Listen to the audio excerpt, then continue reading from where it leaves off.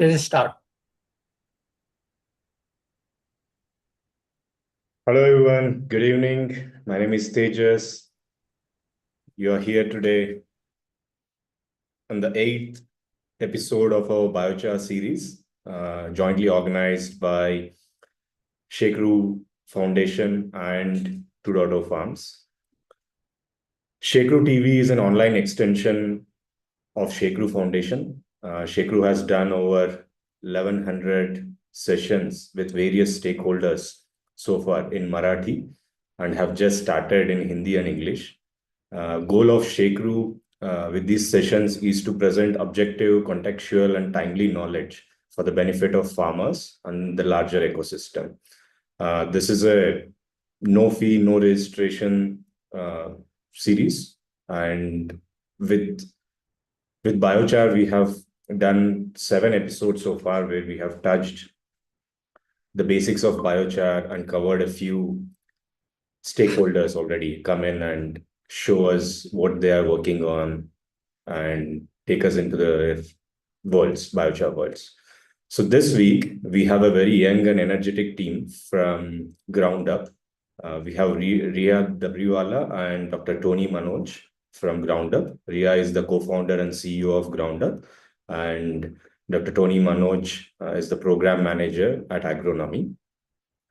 We'll be listening to their startup journey, their mission and the business model, and their industrial biochar production in India using the sugarcane leaves, tops of biomass, feedstock that they use. We'll be hearing a little bit about the cost-benefit analysis, demonstration plots that they have done in mustard, wheat trials, everything. And they'll also be going through the preliminary results of their ongoing demonstration plots, from their ongoing demonstration plots. And a few housekeeping notes before I hand it over to Rhea is that this session is going live on Facebook, LinkedIn, and YouTube. So whoever is watching from other platforms, you can drop in your questions to Rhea and Manoj in that respective platform, and our Bibhishan will help us collate all the questions and bring it to me here in Zoom, which I'll present to Rhea and Manoj. So without further delay, let me introduce Rhea, co-founder and CEO of Ground Up. Rhea, please welcome to the session, and we look forward to a wonderful presentation from you, introducing us to Ground Up and your team. Thank you.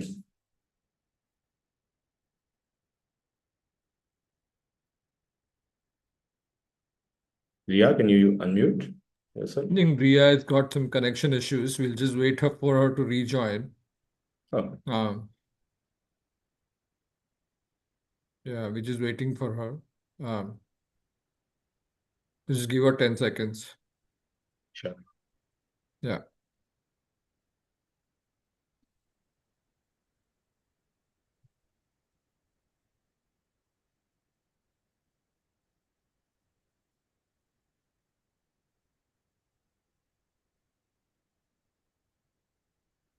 Bibhishan, just keep a watch if you can make Rhea co-host. Yes. Yeah.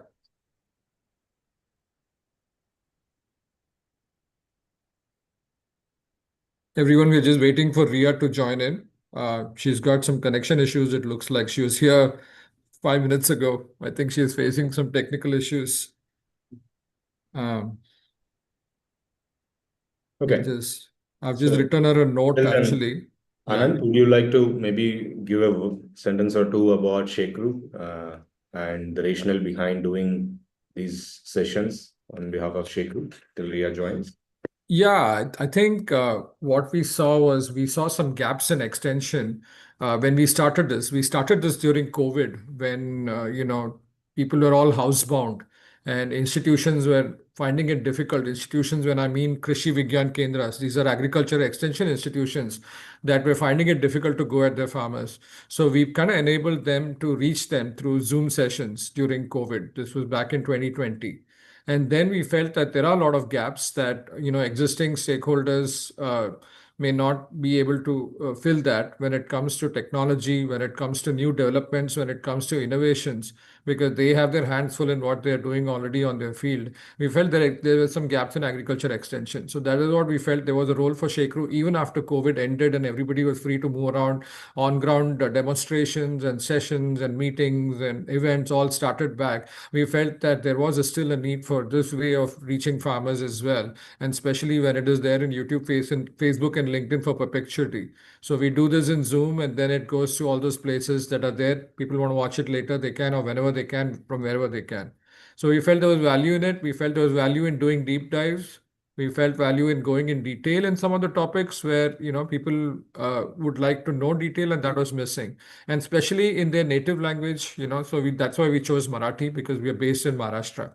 So we've been doing about what for the last 4 years and about 1,100 sessions so far.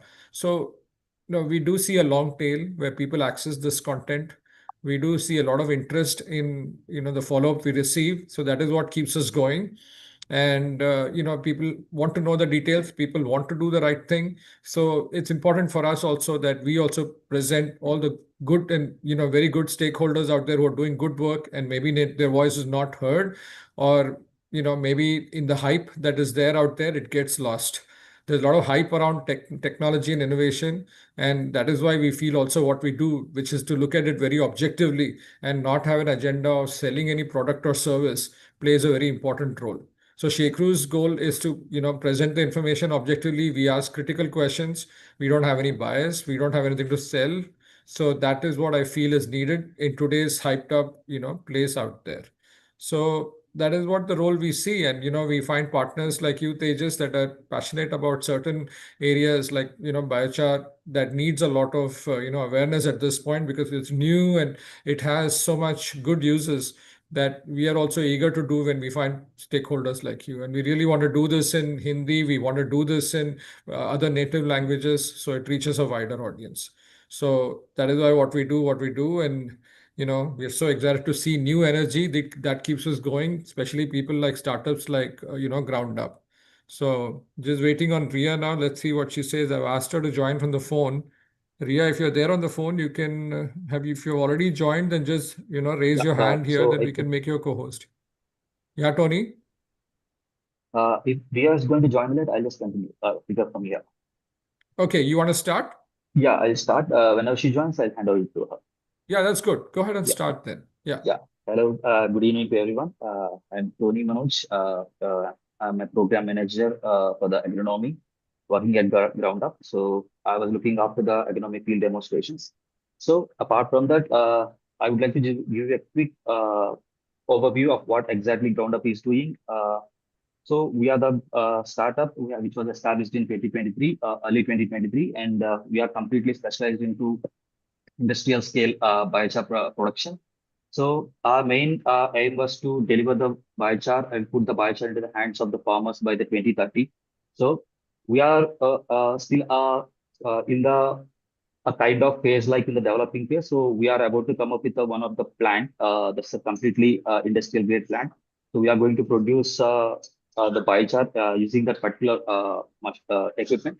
So we are currently outsourcing the feedstock of sugarcane leaves and tops from the different areas. Like let us say sugarcane in belts of Maharashtra as well as the UP, where the sugarcane area and production is a little bit higher.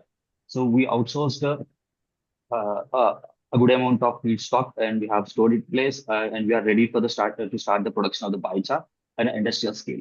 So apart from that, like we are into much specialized production of the biochar because till now very handful are we can count on the numbers like industrial grade biochar production is being currently happening in India. So apart from that, the major thing we want to address while being at the ground up is the carbon capture as well as a carbon credit scenario. So this is the one aspect. Actually, Ria is going to cover extensively about that one. So we at the ground up, we are currently into the production of the biochar using that industrial grade, and we are visualizing to set up multiple units. So that's going to be we are going to scale it up in the next 5 years into at least 15 to 20 working units in the next 5 years. This is the basic background of the ground up. And Yeah, if Rhea is here, I'll just hand over to Rhea to take off from here. If she's not, then Tony, I suggest you go ahead with your portion Okay, and we can come back to Ria's portion if that is okay. sure. That's okay if we So go a bit advanced and come back to the basics, no problem at all. We'll just give yeah, context. Just give a little more so context of where you are. Yeah. yeah, so currently in the ground up, we are in kind of materializing phase of the biochar, like for biochar production. We have been working on the back end tech, and a lot of discussions regarding the setup of the industrial plants currently going on. And we are about to start kick off our product biochar production with 4 tons per day input biochar unit. So what are the biochar we are going to produce within a month or so? We are going to outsource it to the farmers from where we have collected. That's the basic thing which we are going to do. So coming to the agronomy part, which I'm currently dealing with the ground up. So we have procured biochar, and we have taken up multiple multi-location experiments across the Maharashtra and Uttar Pradesh. So we have diversely covered multiple districts, be it starting from eastern UP to the western UP, and even with the central part of the Uttar Pradesh, we have covered the Bareilly district. In the eastern part, we have covered the districts like Ayodhya as well as Gonda. And when it comes to the western part, we have covered with uh, cover the districts of Muzaffarnagar, Nazibabad. So these are the particular districts we are working with sugarcane across the UP. And in Maharashtra, we have taken up 5 to 6 demonstration plots. All the demonstration plots we have taken in Maharashtra are in the sugarcane. And in the UP, we have taken up the biochar application into sugarcane crop as well as the mustard and the wheat. So these are the major, oilseed crop as well as the major food crop which is currently extensively grown across the Uttar Pradesh. So I'll just give the audience a quick insight of what exactly the ground up is currently doing with the biochar. So so regarding the demonstration plots, which we are currently ongoing, we have taken up a sugarcane plantation. I'll just discuss about the first initial demonstrations which we have taken up in the Uttar Pradesh. So in the Meerganj, we have associated with Dhampur Bioorganics, DBO or organic sugar mill. So we have taken up our experiments on the sugarcane crop, which is intercrop with the mustard. So basically, in during the winter seasons, what the farmers will do due to their slow growth of the sugarcane crop, the farmers used to generally take up the mustard as the intercrop. So we have no other chance in that particular region. If we want to tap out the farmers in that particular region, we have taken up the challenge of addressing this a particular condition where the farmers are going to take up the sugarcane with the mustard. We have applied biochar in those particular areas. So we have gone up to a dose of like initially, I'll just give you the context of what kind of हम किस प्रकार की biochar हम लोग बनाए थे वो mostly हम लोगों ने बायोचार आउटसोर्स किया था उसके साथ हम लोग कंपोस्ट 1:1 रेशियो के साथ हमने मिक्स करके उसके अंदर सॉइल के अंदर कुछ दिन के लिए 15 या हम लोग मुश्किल से 2 से 3 हफ्ते तक उसको इनोकुलेट एनरिच करके उसको खेत के अंदर हम लोग मतलब during the time of sowing जैसे कि हम जुताई करते हैं पहली जुताई उसके अंदर हम लोग बायोचार के अंदर जहाँ पे हम लोग लाइन खुलता है उस लाइन के अंदर हम लोगों ने बायोचार डाला उसके बाद उसके ऊपर गन्ने का सेट्स बिछा के उसके ऊपर ढक दिया तो ये प्रोसेस हम लोगों ने अपना के हम लोगों ने इस पर्टिकुलर एक्सपेरिमेंट सारे एक्सपेरिमेंट जितना उत्तर प्रदेश में है और महाराष्ट्र में हम लोग इसी प्रकार में हम लोगों ने ट्रायल्स लिया है तो हम लोग थोड़ा सा छोटा सा कॉन्टेक्स्ट देना चाहते हैं कि ये बायोचार हम लोगों के क्यों ये सबसे बड़ा नोशन चल रहा है कि बायोचार का डोज कितना यूज करना है एक हेक्टेयर के लिए या 1 एकड़ के हिसाब से ये this very big question and no policy makers has yet decided any dosage that particular dosage so we have considered it as a soil amendment and we have kept it to a initial dose of 50 to 50 dose so when we are it is the recommended dose of any kind of fertilizer like GC compost का for example 10 से 12.5 ton या 15 ton तक compost recommend करते हैं per hectare के लिए उसमें से आधा हम लोगों ने बायोचार लेने का कोशिश किए थे इसलिए हम लोगों ने 10 टन जहाँ पे हम लोगों ने बायोचार डालना है उसमें हम लोग आधा 50% यानी 5 टन बायोचार 5 टन कंपोस्ट दोनों को मिक्स करके लगभग sorry 5 ton biochar 5 ton compost हम लोग मिक्स करके लगभग इस मिक्सचर को लगभग 15 से लेके 20-25 दिन तक उसको इनोकुलेट करके उसके बाद हम लोगों ने अप्लाई किया तो ये हमारा इंटरक्रॉप का है इस सिचुएशन में क्या है इस पर्टिकुलर इमेज में आप देख रहे हो तो यहाँ पे मस्टर्ड शुगर केन क्रॉप को कम्प्लीटली ढक दिया गया, क्योंकि वहाँ पे मस्टर्ड का ग्रोथ एंड डेवलपमेंट काफी अच्छा हुआ है। इसकी वजह से जो sugar cane growth and development वह बहुत धीमे हो गया because of the shading effect. वहाँ पे जो पूरा मस्टर्ड का छांव आ जाता है, उसके अंदर जो शुगर केन चुप जाता है, दब जाता है, तो वो थोड़ा सा बाहर निकलने में बहुत टाइम लगता है। इसके वजह इसका दो तीन रीजंस होता है। बेसिकली वहाँ पे सॉइल टेम्परेचर बहुत कम होता है मस्टर्ड का टेलरिंग कैपेसिटी बढ़ाने के लिए। और दूसरा चीज ये होता है कि मस्टर्ड का शेडिंग इफेक्ट। ये दोनों की रीजंस की वजह से वहाँ पे मस्टर्ड का अच्छे से ग्रोथ होने की वजह से वहाँ पे शुगर केन का ग्रोथ एंड डेवलपमेंट बहुत स्टंटिंग थोड़ा देखने को मिलता है वहाँ पे। सो हम थोड़ा सा आपको दिखाना चाहते हैं कि हम लोग यहाँ पे सेंट्रल यूपी में हम थोड़ा सा ईस्टर्न के पार्ट में थोड़ा बाराबंकी फैजाबाद गोंडा के एरिया में हम लोगों ने एक्सपेरिमेंट्स लिया है। सेंट्रल पार्ट में थोड़ा सा बरेली और पीलीभीत के रीजन में हम लोगों ने एक्सपेरिमेंट्स लिया है, और बिजनौर, मुजफ्फरनगर, बुलंदशहर के डिस्ट्रिक्ट में हम लोगों ने एक्सटेंसिवली एक्सपेरिमेंट्स हम लोगों ने कंडक्ट किया है। इसके इसके नाते हम लोग we have not directly approach to the farmers directly, but हम लोगों ने शुगर मिल्स के साथ, क्योंकि sugar mills are the established bodies which are already having an extensive approach methodology with them, established methodology and extensive personal with them. So हम लोगों ने sugar mills के साथ टाई अप करके उनके फार्मर्स के साथ हम लोगों ने ट्रायल्स किया है। वो लगभग हम across the UP we have हम लोग लगभग 25 फार्मर्स के साथ हम लोगों ने 25 डिफरेंट लोकेशंस में that too we have ensured कि एक विलेज के अंदर एटलीस्ट एक या दो एक्सपेरिमेंट्स के हिसाब से हम लोग मल्टीपल लोकेशंस के अंदर एक्सपेरिमेंट्स चालू किए थे। तो मैं थोड़ा सा आपको बरेली के डेमोन्स्ट्रेशन के बारे में थोड़ा सा हमारा आउटपुट देना चाहता हूँ कि sugar cane intercrop with mustard के बारे में और गेहूं के बारे में।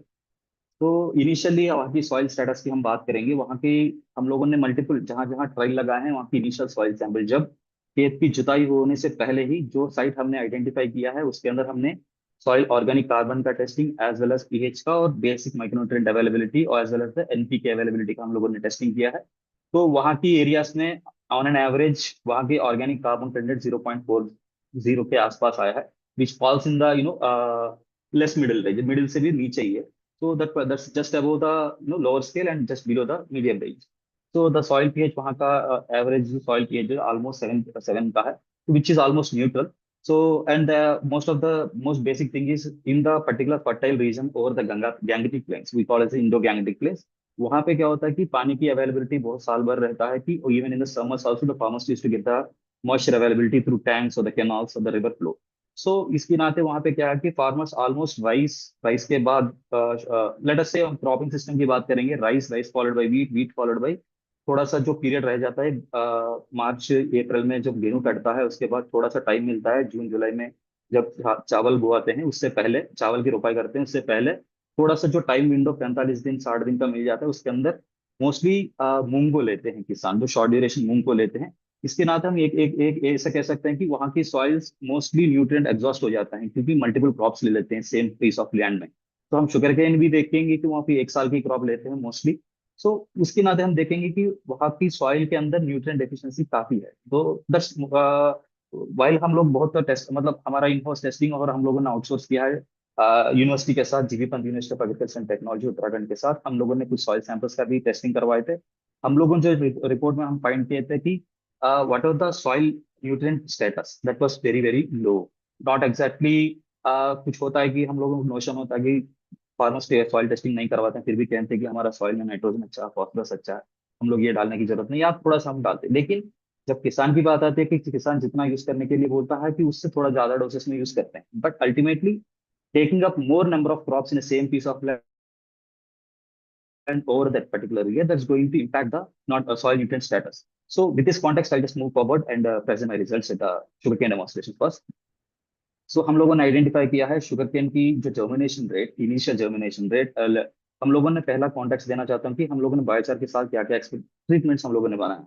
पहले हम लोग बायोचार को 5 टन बायोचार को जीवामृत के साथ एट द सेम क्वांटिटी हम लोगों ने एनरिच करने का कोशिश किए थे, और उसका ऑलमोस्ट 1 मंथ तक शुरुआत का एक्सपीरियंस हम लोगों ने रख के 30 डेज की इनोकुलेशन पीरियड के बाद हम लोगों ने मिक्स किया। सिमिलर हम लोगों ने 5 टन बायोचार 5 टन जीवामृत के साथ पहला एक्सपेरिमेंट लिए, पहला ट्रीटमेंट लिए, और सेकंड ट्रीटमेंट हमारा 10 टन बायोचार का है, उसमें इसमें 5 टन बायोचार का 5 टन जीवामृत को मिक्स किया है। जहाँ पे 5 टन पर हेक्टेयर के वहाँ पे 2.5 टन हम लोगों ने बायोचार लिया और 2.5 टन 2500 लीटर्स के हिसाब से हम लोग जीवामृत के हिसाब से हम लोगों ने ट्रीटमेंट्स बनाए। तो उसके अलावा हम लोगों ने वर्मी कंपोस्ट को 2.5 टन प्लस बायोचार को 2.5 टन मिक्सचर का एक treatment, and 5 ton biochar, 5 ton vermi compost का मिक्सचर एक लिए थे। फिर उसके साथ साथ हम लोग जहाँ पे कोई बायोचार कुछ नहीं लिए थे, वहां पे एक ट्रीटमेंट, टोटल 5 ट्रीटमेंट्स हमने लेके एस्टिमेट किए थे। वहां पे हम थोड़ा सा सिंपल सा हम रिजल्ट्स आइडेंटिफाई करना चाहते हैं। Control where the germination, the main context which I would like to keep on here, वहां पे जब सर्दी की मौसम मौसम में वहां पे क्या है कि सॉइल के अंदर गर्मी होना चाहिए कि रूट्स थोड़ा सा पेनेट्रेट करने के लिए, वहां पे सॉइल की टेम्परेचर कम होने की वजह से मोस्ट ऑफ द टाइम वहां पे जर्मिनेशन इतना जल्दी नहीं होता है, तो that's the major problem. So I would like to emphasize how biochar has addressed that problem.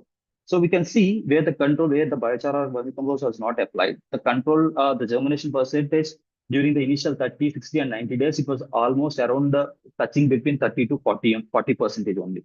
But if you can see, जब बायोचार का जहाँ पे 5 टन बायोचार का जीवामृत मिक्सचर या 10 टन बायोचार जीवामृत मिक्सचर का या वर्मी कंपोस्ट का हम देखेंगे, सबसे ज्यादा जहाँ पे बायोचार का लोड हमने सॉइल में जहाँ 10 टन के हिसाब से हमने डाला है, biochar 5 ton plus 5 ton vermi compost के हिसाब से, वहां पे काफी अच्छा जर्मिनेशन जर्मिनेशन फिलर जर्मिनेशन हमको देखने को मिला है।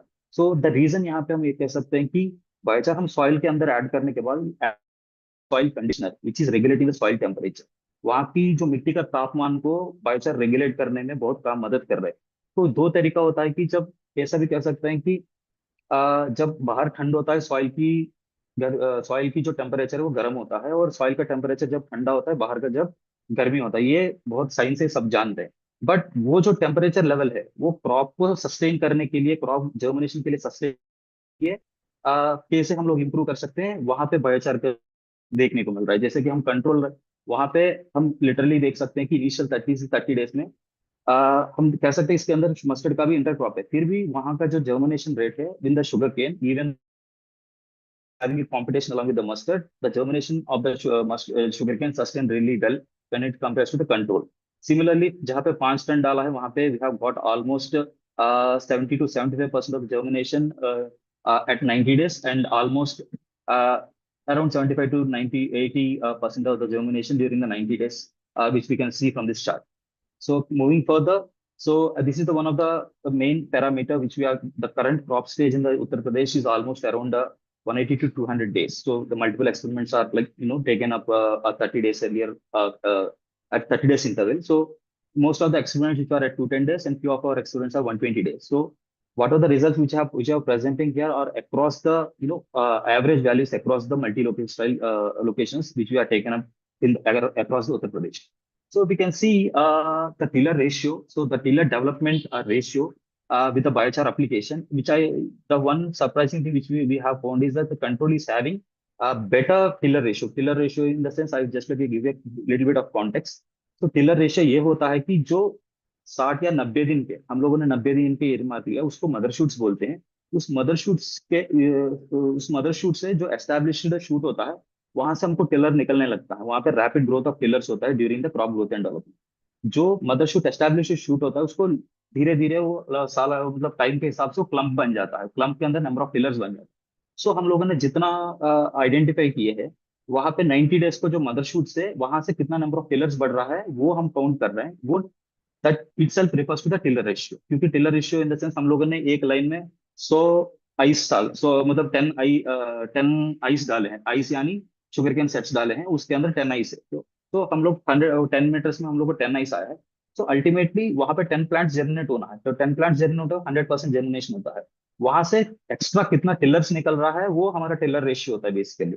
तो हम लोग टिलर्स को हिसाब से काउंट करेंगे तो हमारे germination percentage going to cross more than 100, which हम लोग को प्रेजेंट करने लायक या कुछ दिखने लायक नहीं रहता है। So we refer to the tiller ratio in such kind of scenario. वो टिलर रेशियो होता है कि वो multiplication from the mother shoots होता है बेसिकली। तो हम देखेंगे यहाँ पे कंट्रोल में टिलर रेशियो वहां पे सबसे ज्यादा है, सबसे ज्यादा compare to the biochar treatments. That is because वहां पे नंबर ऑफ टिलर्स कंट्रोल में कम आया है। I can show you the previous slide. The germination percentage in the control is very less, but the the proliferation of the shoots which is better under the this one particularly uh, control, that is because वहां पे क्या होता है कि nutrient management हम देखते हैं Steinberg effect होता है कि इनिशियली का न्यूट्रिएंट अवेलेबिलिटी होता है वो ऑलरेडी कल्टीवेशन प्रैक्टिसेस में वो तुरंत निकल के आ जाता है। बट बायोचार में क्या होता है कि लिटिल बिट ऑफ इमोबिलाइजेशन का होता है कि जब थोड़ा सा बहुत न्यूट्रिएंट्स को पकड़ लेता है, इसकी वजह से क्या होता है कि जो थोड़ा सा टेलरिंग बहुत अच्छा आता है, लेकिन इनिशियल की स्टेज में वो थोड़ा सा हिकअप्स होता है कि वो हिकअप लेयर निकल के आता है कि प्रॉपर एस्टेब्लिशमेंट होता है। दैट मीन्स वो धीरे इसलिए हो रहा है कि उसका जड़ बहुत अच्छे से डेवलप हो रहा है। वो एक कहावत होता है कि बैम्बू का जो पेड़ हम लगाते हैं कुछ साल तक वो सॉइल के अंदर ही रूट्स को डेवलप करता है, फिर बाद में निकलता है। So little bit of small such kind of scenario is currently happening with the sugar cane when we have taken it. हम लोगों ने रूट्स का स्टडी करने का कोशिश किया था, बट हम लोग रूट्स को अच्छे से रिकवर कर नहीं पाए हैं उस मामले में। So but yeah this is the reason behind the better tiller ratio in the control. But as such हम नंबर ऑफ टिलर्स को देखना है, the number of tillers are significantly higher within the biochar applied treatments compare to the control. Control के मुकाबले में हम biochar का treatment जितना भी लिए हैं उसके अंदर काफी अच्छा हमको देखने को मिला है। और द डिफरेंस हम लोगों ने यहाँ पे जीवामृत के साथ भी हम लोगों ने मिक्स करके डाला है और कंपोस्ट के साथ भी मिक्स करके डाला है। वहां के केस में भी हम लोग ये डिफरेंस हमको देखने को मिल सकता है कि जहाँ पे जीवामृत है what is the raw biochar in the sense biochar के साथ मिक्स करके हम लोग न्यूट्रलाइज पीएच बेसिकली पीएच को न्यूट्रलाइज करने का कोशिश किए थे। उसके बाद हम लोगों ने इसके अंदर सॉइल के अंदर इंकॉर्पोरेट किए थे। तो आप यहाँ पे डिफरेंस देखने को आपको छोटा सा मतलब मैं यहाँ पे इस फोटोग्राफ से आपको डिफरेंस दिखाना चाहता हूँ कि राइट साइड को हमारा बायोचार का अप्लाइड ट्रीटमेंट का प्लॉट है और लेफ्ट साइड को हमारा कंट्रोल का प्लॉट है जहाँ पे हमने कुछ नहीं डाला है। तो ये एक अच्छी चीज हमने ये देखने को मिला है यहाँ पे। जब पानी हम लोग दोनों को फीड के सेम टाइम में पानी दिए थे, सो बायोचार का एक इंपॉर्टेंट रिलेशन होता है कि soil moisture holding capacity. So it can hold 3 times more soil moisture compare to the any kind of organic material which are using. So हमने बायोचार को जहाँ पे यूज किया है, सॉइल की जहाँ के शुगरकेन का प्लांट लीफ स्ट्रक्चर हम देख सकते हैं, it is almost moisture hold करने की वजह से ऑलमोस्ट द प्लांट का लीफ जो है एक टाइप ऑफ पैराबोलिक शेप में आया है, जो कर्व्ड शेप में। बट वही हम लोगों ने कंट्रोल का देखेंगे, वहां पे the leaves were almost stiff और almost straight, they are standing stiff towards the sky. So हम लोग ये थोड़ा सा आइडेंटिफाई किए थे हमारा बायोचार का। It is visible across the plots which we have taken the trials in the Uttar Pradesh. So this is the basic phenomenon which underscores the importance of the biochar in the soil moisture holding capacity। जैसे कि soil moisture का biochar का हम soil के अंदर add किया, जहाँ पे सॉइल्स को बेसिकली एक और चीज मैं यहाँ पे बताना चाहता हूँ कि वहाँ पे जितना सॉइल्स होता है वहाँ पे सैंडी लोम सॉइल्स होता है, by especially in the eastern and the central UP, coming to the Bareilly as well as the Ayodhya and the Gonda district। तो इन सच एरियाज हमको ये इस पर्टिकुलर बायोचार का इफेक्ट काफी अच्छा देखने को मिलेगा। So coming to the wheat demonstration plots, we have taken up wheat demonstration plots also.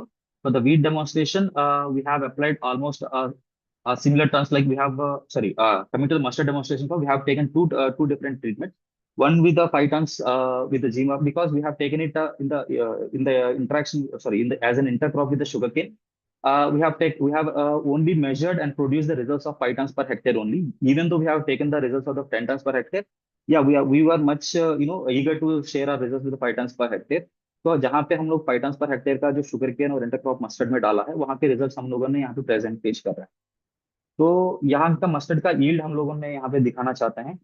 सो यहाँ का हम लोग यील्ड जब देख रहे हैं कि लगभग कंट्रोल के अंदर जहाँ पे नॉर्मल फार्मर का जो मस्टर्ड का कल्टिवेशन प्रैक्टिसेस होता है, when taken as an mustard intercrop with the sugarcane, basically farmers को लगभग 6 क्विंटल की यील्ड मिल रहा है। पूरा 1 हेक्टेयर के एरिया में पूरा 6 क्विंटल का 6 से 6.5 क्विंटल की यील्ड उनको मिल रहा है। जहाँ पे नॉर्मल कंपोस्ट डाल रहा है, जैसे कि वर्मी कंपोस्ट डाल रहा है, वहाँ पे लगभग 1 क्विंटल यानी 10 क्विंटल की यील्ड देखने को मिल रहा है, 1 टन का यील्ड देखने को मिल रहा है। वहां पे जहाँ पे हम लोगों ने बायोचार प्लस वर्मी कंपोस्ट का हम लोगों ने मिक्सचर डाला 5 tons पर हेक्टेयर के हिसाब से, वहां पे लगभग staggering increase up to 500 kgs, which is significantly higher compared to any other, compost application practices or FIM application practice or any kind of control which is currently taken up in that particular belt, Indo-Gangetic class belt।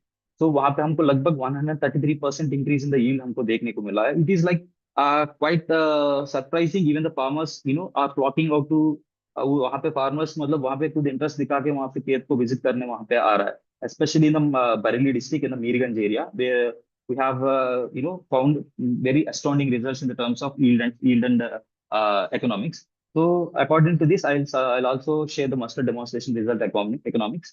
So when it comes to the economics for the control, जहाँ पे कोई compost या biochar कुछ नहीं डाला है, वहाँ पे लगभग 14,500 रुपया का वहाँ पे कॉस्ट ऑफ कल्टीवेशन हो रहा है। उसके हिसाब से कंट्रोल में हम लोगों ने देखा जाएगा तो फिर कंट्रोल में लगभग उसका नेट रिटर्न हम लोगों ने ग्रॉस रिटर्न हम लोगों ने देखेंगे तो लगभग 44,600 रुपीज, जो भी MSP के हिसाब से देखेंगे लगभग 44,600 रुपीज उनको ग्रॉस रिटर्न मिला है। और उसके अंदर से हम लोग कॉस्ट ऑफ कल्टीवेशन निकाल देंगे तो लगभग 30,000 रुपये का मुनाफा उन्होंने पाया है, जब कंट्रोल की फार्मर जहाँ पे कंट्रोल का जहाँ पे कुछ नहीं डाल रहे। वही हम लोगों ने इसका देखेंगे, लगभग कंपोस्ट का देखेंगे, जहाँ पे फार्मर्स लगभग ऑन एन एवरेज 7 से 8 टन की कंपोस्ट 1 हेक्टेयर में डालते हैं। तो उसके हिसाब से देखेंगे तो इनके कॉस्ट बैठ रहा है लगभग 28,000, 28,500 रुपये का लग रहा है। और उन्होंने ग्रॉस रिटर्न के तौर पे 70,000, लगभग 71,000 रुपया उन्होंने कमाया है। उसमें से हम लोग कॉस्ट ऑफ कल्टिवेशन हटाएंगे तो लगभग 42,000, 42,500 रुपया उन्होंने नेट रिटर्न के तौर पे खाली मस्टर्ड क्रॉप, इंटर मस्टर्ड को इंटर क्रॉप के तौर के अंदर, शुगरकेन के अंदर इंटर क्रॉप के तौर पे लगाने से उन्होंने लगभग 42,000 रुपीज उन्होंने मुनाफा कमाया है, यानी मतलब नेट रिटर्न। वही हमने बायोचार की हम लोगों ने डाला है, जो कि हम लोगों ने कंपोस्ट के साथ मिलाया है along with the biochar. We have taken the biochar cost at the rate of 6 rupees per kilo. उसके हिसाब से हम लोगों ने इकोनॉमिक्स कैलकुलेट किए थे। उसके हिसाब से biochar, the cost of cultivation जो बायोचार यहाँ पे ले रहे हैं हम लोग के, लगभग 2,000 रुपया ज्यादा देखने को मिल रहा है, लगभग 2 से 2,500 रुपया ज्यादा देखने को मिला है, लगभग 30,000, 31,000 रुपया का कॉस्ट ऑफ कल्टिवेशन लगा है। Rest of the practices, except for the fertilizer, compost management practices, rest of the nutrient management, be it the nitrogen, phosphorus, potassium, and whatever the sulfur the farmers are going to apply in the basal dose for the sugarcane, everything remain the same in the particular bed. And जो gross return उन्होंने पाया लगभग 97,000 rupees कमाया है, उसका net return लगभग 67,000 rupees उनको net return मिला। सो वैसे हम लोगों ने वीट में भी किए थे। वीट में हम लोग लगभग 2 टन के हिसाब से, 2 टन पर हेक्टेयर के हिसाब से गए थे, bigha, because wheat is a cereal crop. Yeah wheat is of course a heavy nutrient feeder, but हम लोगों ने उसके अंदर 2 टन के हिसाब से हम लोगों ने शुरुआत का, हम लोग वीट के साथ जाना चाहते हैं कि वहाँ पे ज्यादा रिस्क नहीं लेना है। तो हम लोगों ने 2 टन पर हेक्टेयर के हिसाब से हम लोगों ने यूज किया था। उसके अंदर 1 टन की बायोचार, 1 टन की FIM की कंपोस्ट मिक्सचर है। We have use mix both together and have inoculated, 1 महीने तक इनोकुलेट करके उसको हम लोगों ने फील्ड के अंदर अप्लाई करे हुए during the time of prime secondary प्लविंग। तो सेकेंडरी प्लविंग के बाद अप्लाई करके देन वहां पे जो फ्लैट बेड मेथड यूज करते, सॉरी फ्लैट, या फ्लैट बेड मेथड जो नॉर्मल लगाते हैं जो वीट क्रॉप, वहां पे उसके अंदर हम लोगों ने लाइन सोइंग 22.5 सेंटीमीटर के हिसाब से इंटू सॉलिड रोज बेसिकली, वहाँ पे नॉर्मल वीट कल्टिवेशन के हिसाब से हम लोगों ने एक्सपेरिमेंट लिए थे। तो मैं आपका ऑडियंस के लिए मैं एक सवाल छोड़ना चाहता हूँ कि can anyone understand the difference between the two, image, two parts which have. यहाँ पे जो दिया गया इमेज के अंदर दो अलग अलग ट्रीटमेंट का हम लोगों ने यहाँ पे रखा है। तो ऑडियंस में से कोई आइडेंटिफाई कर सकता है कि कौन सा ट्रीटमेंट क्या है? I just give 30 seconds to identify this one. Yeah, people can put it in the chat if they want. I think we have muted everybody till the session Yeah, presentation is over. So yeah, people can put their comments in the chat, Zoom chat, yeah. and yeah, Okay. they want to give Yeah, I got feedback. one response from Pratik. Left one is the treatment, right one is without biochar. Yeah, absolutely. Right, Pratik. So this is the biomass which we have collected from 0.5 square meter area from 4 different locations in biochar applied treatment, and 4 different locations in only control where we have not applied any kind of compost or any kind of biochar. So you can, it is visibly appealing to see the difference in the biomass। जहाँ पे हम लोगों ने biochar डाला है वहाँ पे crop growth and development कैसे हो रहा है, हम लोग यहाँ पे आंखों से देख सकते हैं कि कितना बायोमास यहाँ पे एक्यूमुलेट होने के लिए मतलब ज्यादा चांसेस है। Within the same piece of land adding one amendment, how it is going to turn out और churn out the nutrient cycling in the soil and how it's going to impact the crop growth and development. यहाँ पे हमारा live live image आपके सामने है कि जहाँ पे आपने बायोचार कुछ नहीं डाला है, उसका रीजन भी हम लोग डिस्कस कर सकते हैं। जैसे कि most important thing is, first thing which we rely on upon is the soil temperature regulation. Second one is the soil moisture holding. Third one would be the soil nutrient recycling। जो nutrient recycling में biochar का role बहुत अहमियत होता है। जब वो उसका प्रॉपर्टीज को हम बदल बदल लेंगे या उसको थोड़ा बदलने का कोशिश करेंगे और उसका उसके साथ किसी कंपोस्ट या एनी काइंड ऑफ एफआईएम उसको इंक्लूड करेंगे। वैसे कंपोस्ट का जो न्यूट्रिएंट रिलीजिंग मैकेनिज्म होता है बहुत स्लो होता है, but the compost, the organic carbon which is present in the compost is completely inorganic, and that is that is completely exhausted after some point of time। But the biochar का जो carbon होता है, that's fix carbon, that's going to stay for a longer period, बहुत लंबी देर तक लंबी समय तक बायोचार का कार्बन जो है फिक्स के तौर पर सॉइल के अंदर फिक्स होता है। बट जो रहा गया बायोचार, बायोचार के अंदर जो कार्बन है वो सॉइल न्यूट्रिएंट के साथ कैसे काम कर रहा है, और वो और क्या क्या काम कर रहा है, माइक्रोब्स के साथ क्या काम कर रहा है, और ग्रीन हाउस गैस एमिशंस के साथ क्या काम कर रहा है, और कैसे वो इसका इंटरेक्शन मल्टीपल एस्पेक्ट्स के साथ कैसे इंटरेक्ट कर रहा है, वो अल्टीमेटली हमको रिजल्ट करता है कि crop better crop growth and development के लिए हमको प्रोत्साहित करता है क्रॉप को। सो हम लोगों ने यहाँ पे वीट का भी यील्डिंग रेज आपको दिखाने का कोशिश कर रहे थे। हम लोग कोशिश किए थे same variety, we have use same variety across all the treatment. तो हम लोगों ने जहाँ पे वीट का कंट्रोल लिए थे, वो भी हम लोगों ने वेराइटी थे HG2967। This is a widely grown variety across the Indo Gangetic plains of Uttar Pradesh. तो हम लोगों ने कंट्रोल के अंदर लगभग 4 टन यानी 41 टन, सॉरी 41 क्विंटल यानी 4.1 टन हमको वीट का ग्रेन यील्ड हमको देखने को मिला। वही कंपोस्ट के अंदर हमको कंट्रोल्स के मुकाबले में लगभग 34% हमको यील्ड इंक्रीमेंट देखने को मिला है, यानी लगभग 5.5 टन या 54.4 क्विंटल का यील्ड हमको देखने को मिला। वही सेम बायोचार ट्रीटमेंट के अंदर हमको 50%, लगभग 50 to 51% हमको यील्ड देखने को मिला compare to the control, which is almost 61 ton, 61.5 ton, which is significant increase in the ultimate outcome or productivity of the farmer. So वो एक्स्ट्रा बग्स फार्मर्स के हाथ पे रखने के लिए बहुत मतलब adding investing one on one particular amendment, soil amendment, when it is added in conjunction with the organic manures, be it or the FIM or compost or anything. So that's going to enhance the soil nutrient cycling. Basically soil nutrients को जो fixed form में भी होता है, biochar को धीरे धीरे उसको भी पकड़ के उसको रिलीज करने में बहुत मदद करता है। जो फार्मर का जो ऑलरेडी अप्लाई कर रहा है, चाहे यूरिया अप्लाई कर रहा है, सिंगल सुपर फास्फेट या DAP जिसी तौर पे अभी अप्लाई कर रहा है, जैसे कि हम लोग थोड़ा सा कॉन्टेक्स्ट हम लोग यहाँ पे समझना चाहते हैं कि क्यों यील्ड ज्यादा है।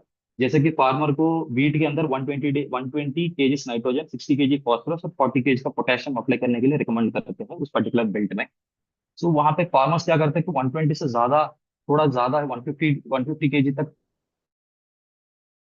यूरिया अप्लाई करने का कोशिश करते हैं। तो वहां पे उस तौर पे क्या होता है कि यूरिया का अंदर जो नाइट्रोजन है वो लगभग जितना भी अप्लाई करे उसके अंदर 40 to 50 या हार्डली 55% तक ही नाइट्रोजन यूटिलाइज होता है। रेस्ट ऑफ द नाइट्रोजन वो लीचिंग के तौर पे सॉइल के अंदर चले जाता है, सॉइल वाटर्स को कंटेमिनेट करता है वो जाके, या वो वोलेटिलाइजेशन के तौर पे अमोनिया होता है, वो वोलेटिलाइजेशन के थ्रू एटमोस्फेयर के अंदर चला जाता है। सो मल्टीपल बेस में नाइट्रोजन लॉस होता है। रेस्ट ऑफ द ओनली 50% यानी 60 to 75 kg नाइट्रोजन की क्रॉप, और उसके अंदर भी लगभग बीड्स के साथ कंपटीशन होता है, क्रॉप भी अपडेट करना पड़ता है। इतना कॉन्टेक्स्ट के बीच में, इतना यू नो लड़ाई के बीच में, जो क्रॉप्स और बीड्स के बीच में, हाउ द क्रॉप्स, हाउ इस मामले में हम लोग ये समझना चाहिए कि इतना कंपटीशन के बीच में क्रॉप को कैसे न्यूट्रिएंट मिल रहा है। जैसे कि बीड्स ले रहा है तो वो बहुत जल्दी लेता है, बहुत न्यूट्रिएंट को अपटेक करता है, तुरंत ग्रो होता है, तुरंत अपना लाइफ साइकिल कंप्लीट करके फिर उसका सीड जनरेट करने का कोशिश करेगा। डाल रहा है वहां पे सस्टेन एंड स्लो रिलीज कर रहा है। इसकी वजह से क्या है, जैसे क्रॉप भी ग्रोथ हो रहा है उसके हिसाब से न्यूट्रिएंट्स भी मिल रहा है उसको। इसकी वजह से क्या है कि जहाँ पे हम लोग बायोचार डाल रहे हैं वहां पे क्रॉप अच्छे से न्यूट्रिएंट को ले पा रहे हैं along with the weeds, because weed competition हम लोग सप्रेस करने का कोशिश करते हैं। हम लोग वीड वीड रिमूवल कंप्लीटली करेंगे तो हमारा क्रॉप ग्रोथ अच्छा होता है। इफ वीड रिमूव नहीं कर रहे हैं तो उस टाइम थोड़ा सा ये वाला स्ट्रेस आ जाता है, वीड वीड कॉम्पिटिशन आ जाता है, बायोटिक स्ट्रेस। उस टाइम पे हम लोगों को ये bio, even in the VD conditions, थोड़ा सा हम लोग को बायोचार का यील्ड में वृद्धि देखने को मिलेगा। सो उसका इकोनॉमिक्स की बात करेंगे। सिमिलरली टू द वीट, हम लोगों ने कंट्रोल का लिया जहाँ पे कुछ ना बायोचार डाले हैं, कंपोस्ट कुछ नहीं डाले हैं। वहां पे हम देखेंगे तो लगभग 26,000, 26,500 की ग्रॉस कॉस्ट ऑफ कल्टीवेशन लगी है। वहां पे 2,750 रुपीज का मिनिमम सपोर्ट प्राइस चल रहा है फिलहाल वीट का। उसके हिसाब से हम लोगों ने यील्ड को मल्टीप्लाई किए to convert into the gross return. वो लगभग 92.5, सॉरी 92,500 रुपीज या 92,600 रुपीज उनको ग्रॉस रिटर्न मिला है। लगभग 66,000 उनका प्रॉफिट मिला है after subtracting the cost of cultivation. Similarly compost के अंदर इन्वेस्टमेंट हुआ है लगभग 40,000, उनका रिटर्न मिला है लगभग 1,24,000, उसका रिटर्न मिला है लगभग 84,000। तो वही हम बायोचार का देखेंगे तो लगभग इसके अंदर प्रीमियम थोड़ा सा 2,000 रुपीज का कॉस्ट बढ़ गया है कॉस्ट ऑफ कल्टिवेशन में, but the returns were insanely high compare to the control. वहां पे हम देखेंगे तो लगभग 1,47,000 रुपीज उनको ग्रॉस रिटर्न्स मिला है। उसके अंदर जितना बाकी लोगों का ग्रॉस रिटर्न्स हुआ है उतना ही नेट रिटर्न्स उनको बायोचार में फार्मर्स को देखने को मिला। लगभग 98,000 रुपीज उनको नेट रिटर्न्स देखने को मिला with biochar plus compost mixture application, which is significantly higher than the compost application of the compost alone. So coming up with this, we have while हमारा जो जर्नी बायोचार के साथ, biochar application के साथ UP में, हम लोगों ने बहुत सारा अप्स एंड डाउन्स को देखा है, और वहाँ पे बहुत सारा हम लोगों ने हिकअप्स भी देखे थे। तो उसको हम लोग एड्रेस करने के लिए, उसको थोड़ा सॉर्ट आउट करने के लिए, हम लोगों ने छोटी सी स्केल में हम लोगों ने महाराष्ट्र में भी ट्रायल्स शुरुआत किए थे, specially in the Sangli area. वहाँ पे वन एक्टिव लोकेशन, यानी वन पर्टिकुलर लोकेशन में हम लोग 5 डिफरेंट ट्रायल्स लिए थे इन 5 डिफरेंट विलेजेस। उसके अंदर थोड़ा सा ये पर्टिकुलर प्रॉब्लम हम लोगों ने यहाँ पे फेस किया है कि इन दिस पर्टिकुलर रीजन यहाँ पे शुगर केन को ज्यादा ग्रो किया जाता है। इसकी वजह से क्या है कि साल, like starting from the decades, बहुत दशकों से यहाँ पे शुगर केन का ग्रोथ कल्टीवेशन चल रहा है। इसकी वजह से हेवी इनपुट यूज की वजह से, specially the salt accumulation the soil is literally high. हम लोग ऐसा कह सकते हैं कि यहाँ के रिवर साइड सॉइल्स में भी जो डेल्टा सॉइल्स होता है, कृष्णा डेल्टा का सॉइल्स होते हैं, वहां पे भी काफी अच्छा साल्ट एक्यूमुलेशन हुआ है due to the high use of fertilisers, especially the urea fertiliser. Urea का जो अमोनियम साल्ट जो सॉइल के अंदर जो ट्रैप हो जाता है, सॉइल पार्टिकल्स के अंदर, सॉइल पार्टिकल लेयर्स के अंदर, that amount was insanely high, that led to significant amount of salt contribution to the soil. तो हम लोगों ने पीएच टेस्ट करने का कोशिश किया था, जैसे हम लोग हर साल करते हैं, हर ट्रायल के साथ करते हैं। वहां पे लगभग हमको पीएच पाया गया कि 8.5 से लेकर कुछ फील्ड्स को लगभग 8.79 तक भी कुछ फील्ड्स टच कर रहे थे। तो उस फील्ड्स के अंदर हम लोगों ने कैसे बायोचार का एप्लीकेशन करना है, जैसे कि biochar is already A high pH material, तो उसके साथ हम लोगों ने कुछ वर्मी कंपोस्ट वगैरह जो भी मिक्स करेंगे, या पाउडर कंपोस्ट, गोबर का खाद, या नॉर्मल वेजिटेबल ड्रॉन जो एफआईएम वगैरह जो भी होता है, वो सबको हम लोगों ने मिक्स करके डिफरेंट फॉर्मुलेशन से बहुत ट्रायल्स वगैरह लेने का कोशिश किए थे। बट अल्टीमेटली यहाँ का इनहेरेंट प्रॉब्लम जो है सॉइल पीएच, तो उसके लिए भी हम लोगों ने एड्रेस करने के लिए we are still in the way trying to find the proper solution for that kind of situations when we are talking about the problematic soil. All of us know that biochar is a very very good amendment for the acidic soil reclamation, जहाँ पे soil, जहाँ हमेशा पानी डूबा हुआ रहता है, यहाँ पे भाट बहुत बार आती है, वहाँ पे जो सॉइल के अंदर जो अल्यूमिनियम, आयरन और सिलिका साल्ट जो होता है, बेसिकली एसपी ऑक्साइड्स बोलते हैं, उसको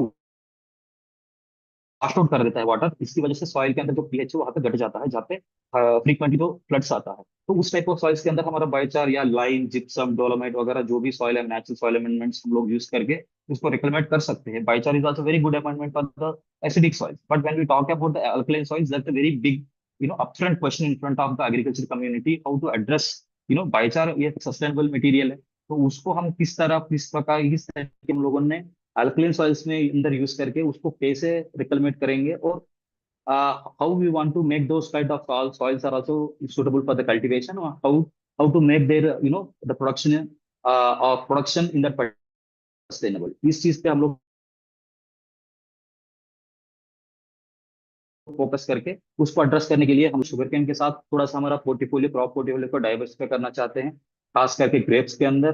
coming to the horticulture crops, इसके साथ साथ टर्मरिक, उसके साथ साथ हम लोगों ने मैंगो, बनाना क्रॉप में हम लोगों ने बायोचार को इस्तेमाल करने का प्रयास में है। अभी आगे आने वाले सीजन में, starting from the upcoming season, we are going to tie up with multiple crops in and across the Maharashtra reason.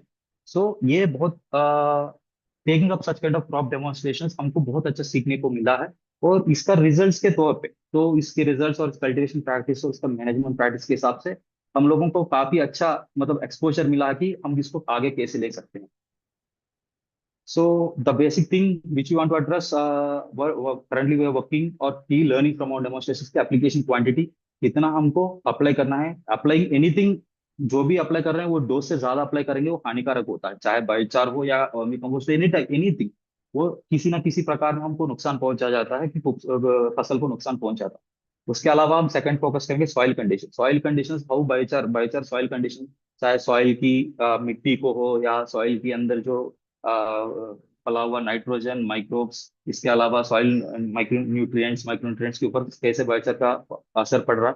और इसके अलावा एप्लीकेशन टेक्निक्स, खास करके बायोचार को सॉइल के अंदर इंकॉर्पोरेट करना होता है या सॉइल के अंदर डाल के उसको ढकना होता है, वो कैसे, किस प्रकार के एप्लीकेशन टेक्निक्स को हम लोग अभी उसको थोड़ा सा स्टैंडर्डाइज करने का प्रयास में है। और ऑपरेशनल चैलेंजेस, अभी जैसे आपको एक्सप्लेन किया था कि existing problems in particular locations, हम लोग throughout India is a very larger agriculture landscape और diverse agriculture landscape, उसके अंदर काफी सारे प्रॉब्लम्स होता है कि वो लोकेशन स्पेसिफिक होता है।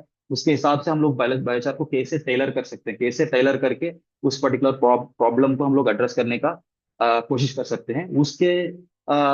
उसके एंगल में भी हमको बहुत अच्छा से लर्निंग्स हमको देखने को मिला है with the current demonstration. Yeah, this is all from the agronomy perspective, and I'll just hand over it to Ria. Uh, yeah, hi. I'm so sorry about that. I think the internet is the least reliable thing in the world just when you need it to be. I am now in a secure location. So happy to chat away about biochar. So Tony, did you pick up just from the agronomy section? Do you want me to start off from Yeah, the you just go ahead from the agronomy. I have just picked up from the agronomy section. You can start from the introduction. So, hi everyone. We've done this whole presentation in reverse. So I'm sure by now Tony's convinced you that biochar is just the most powerful thing. It is worth more than its weight in gold. And I'm very excited that you've been able to, go over the active demonstrations. It was a really long and enduring task by our agronomy and operations team. And it's really convinced a whole large agricultural community, including mills, including small landholder farmers, just how powerful this product can be. And that's the same reason why I'm in this field, and that's why I've been so convinced by this entire industry. I'm not an agriculturist by trade, but my name is Rhea. I'm the CEO and the co-founder of Ground Up, and I'm excited to share with you what we do, what our vision is, and how we think that we can scale the biochar industry in India. So to the next slide. We are on a mission to revolutionize Indian agriculture through industrial hubs of biochar production that will improve soil health and remove carbon dioxide from the atmosphere at scale. So Tony, can Ria, just sorry, the slide is stuck. It's not going to the next one. Uh-oh. You want to reshare, Tony? And No. Yeah. I got stuck. Let me just give it a second. yeah. Yeah. Yeah. No, we still don't. Yeah, there we go. Okay, go ahead. Sorry.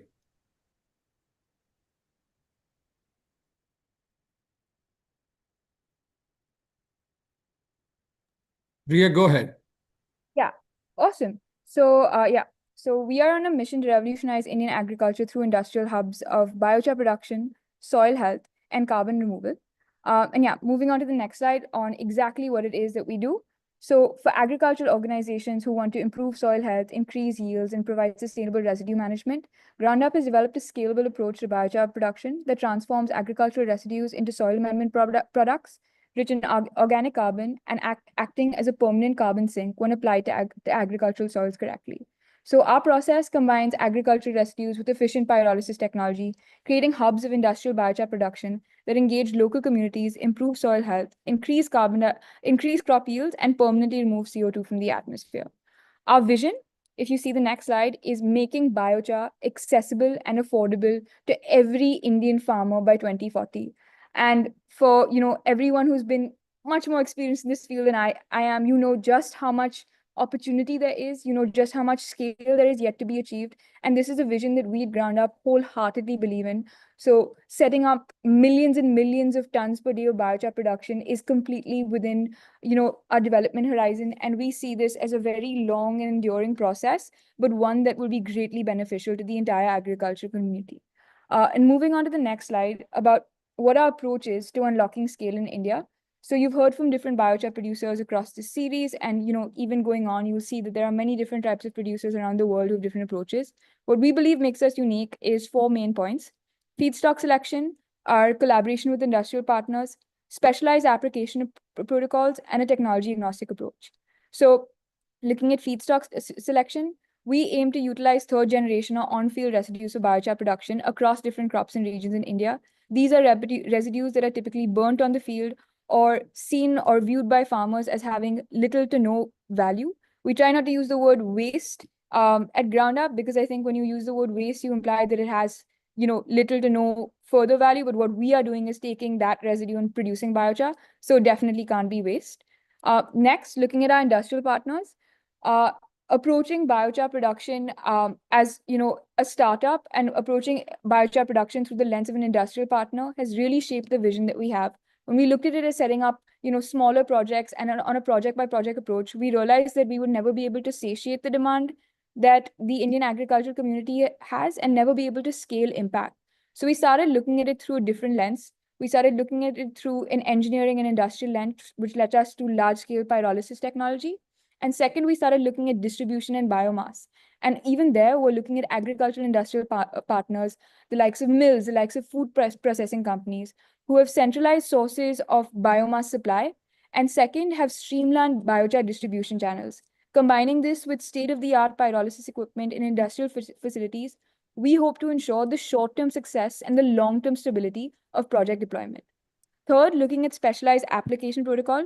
So a very experienced agronomy team led by Tony continuously develops specialized biochar formulations, application protocols, which cater to different soil types, different crops across the breadth of India. There's no one-size-fits-all solution with biochar, and that's something we've been learning through our demonstration. So I'm actually glad you've gotten that context before this.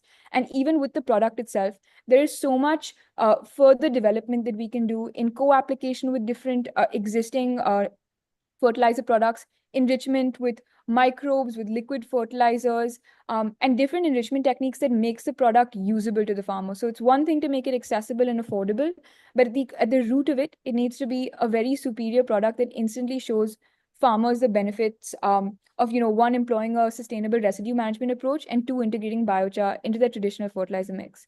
And third, we employ a technology agnostic approach. So unlike some of the other producers or project developers that you might have heard from over this series or come across in the past, we haven't focused so much on technology development ourselves.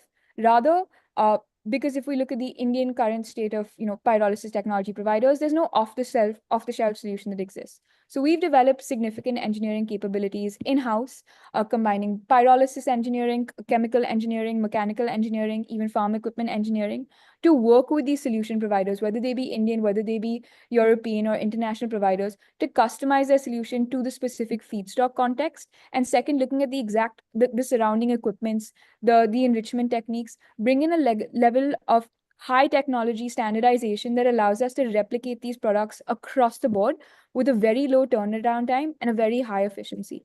So we believe these four critical factors will allow us to unlock scale and industrial scale, which is exactly what the Indian agricultural setup requires. Moving on, I'm very excited to introduce GroundUp's Project Nandini. This is our first industrial project that will be situated in the Kolhapur region. And to give you a few more details about it, so GroundUp's Project Nandini will have a combined throughput capacity of 44 tons per day, where we will convert sugarcane leaves and tops into biochar. So on average, in a year, we'll produce 4,000 tons of biochar, which will translate into 6,800 tons of carbon dioxide permanently removed from the atmosphere every year. The lifespan of the project is estimated to be 10 to 15 years. And our first phase of the project, which is the 4 TPD unit or the 4 ton per day unit, will be live at the end of July. So I am extending an open invitation to anyone on this call or anyone who views this recording in the future as well. Please do reach out to us. Please do engage with us. If you are in the area, come and visit. We want to make you believe in the power of biochar by visualizing, by showing it. And this is our flagship project, is definitely going to be something that we are very excited to welcome everyone to. And one key point that I actually want to highlight here is that we've taken 4,000 tons of biochar, and we've assumed that for every 1 ton of biochar, we will be able to remove 1.7 tons of carbon dioxide. So if there's any project developers here or people looking at getting into biochar production, when you get into this concept of how much carbon dioxide does biochar actually store, often technology providers or literature will give you generalized assumptions of 2, 2.5, 3.5. And what I urge you to do is question these numbers further. This carbon multiplier, which has become, a very important fundamental concept to the viability of your project because of the carbon credit generation potential, cannot be overlooked and needs to be rigorously addressed. So when a provider says, oh, we can give you 2.5 tons of conversion for 1 ton of biochar based on our technology, please follow up and ask them, what methodology are you using? How are you calculating these numbers? What biomass is it based on? Because this was something that we realized early on when we started exploring the concept initially, but we still see providers today and a lot of people in India who use a blanket transformation of 1 to 2.5. In reality, 2 is a very, very difficult to achieve number because from the total carbon that 1 ton of biochar stores, you have to remove your transportation emissions, you have to remove your energy emissions, your fuel use emissions, and all of those things really add up. So when you create your financial model, obviously taking carbon credits or biochar production into account, make sure that you're accounting for the right number of credits. And this is something that is extremely important to look to in the future. And I'm happy to answer any further questions about it. And finally, going ahead, I think one point that I really want to touch upon here, and we've been mentioning industrial processes again and again, and I want to bring out a few differences between high technology biochar production and low technology biochar production. I know Tejas and Flo and other biochar producers might have touched upon this, but to briefly cover it, high-tech biochar production is production using pyrolysis technology or gasification, and low-technology biochar production typically covers the types of production using kilns, pits, or cook stoves, which are far more decentralized as compared to a large-scale pyrolysis unit. Now, the pros of high-technology biochar production is that it's highly scalable, it's highly centralized. The carbon conversion efficiency, what I mentioned of the amount of carbon that's stored in a ton of biochar, is again higher with the industrial process because you're able to control how you're producing it more rigorously. As you can imagine, a machine is much easier to monitor and to control than a kiln or a cook stove might be. Therefore, your outputs are also more consistent. You get the same quality of biochar, and you're able to give that confidence to the farmer on the other end that the biochar that they're using has the same carbon content, it has the same molar ratios, and furthermore, we can control for the really dangerous stuff like heavy metal content and polyaromatic hydrocarbons, which when you apply to your soil will actually cause significant detriment and might at the end of the day make biochar just an unviable proposition in that region. And lastly, we can minimize the emissions from the production process. So you can use very high quality sensors and emissions testing to ensure that you are not emitting more carbon dioxide or methane than what you plan to remove through biochar application. Now, if we look at low technology biochar production, it definitely has as its benefits. The community is engaged in the entire end-to-end process. It's accessible in these remote areas where we describe the challenges of even running a biochar demonstration, and it reduces the emissions associated with setting up a site since it's a farmer utilizing its own residues and converting it to biochar and applying it to the same soil. But with that come a few cons for both of these sides of types of biochar production. High technology biochar production definitely has a high upfront capex. And if we look at India today, since there's no off-the-shelf solutions, you have to invest in your own capabilities, you have to modify and customize technologies. It's a very long road to get a machine up. It requires significant engineering capabilities on the project developer's part, and you require long-term contracts for biomass and biochar to secure project financing. If it's debt, if it's equity, or even if it's carbon credits, you need to be providing that confidence that when you've invested in a project for 15 years, those 15 years are going to have biomass and biochar at the other end. But if we look at low technology, there's a whole different set of cons. So with low technology, as we mentioned, the challenges being, working in such remote areas is that it's really hard to monitor the entire biochar production and to make sure that the engagement and the community is following the kind of prescribed training procedures. The consistency is entirely dependent on the implementation of the production technique. So even when you've been trained a certain way, it's really hard to monitor that the biochar is coming out and it's got the same organic carbon levels, which means it's going to have the same results on soil, or that it's rid of polyaromatic hydrocarbons, and heavy metal testing is almost impossible in these remote regions.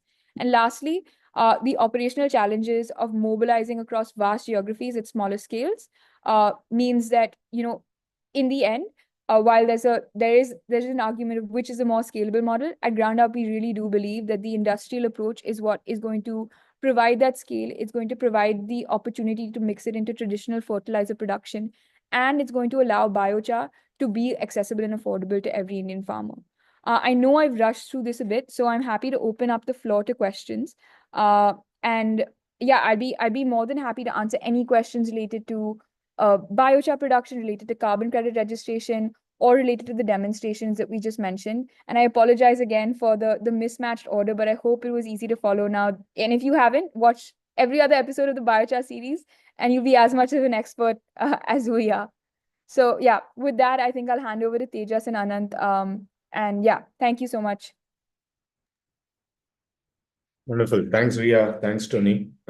Folks, if you have any questions, please put it in the comment section, whether you are joining from Zoom, LinkedIn, YouTube, Facebook, wherever it is.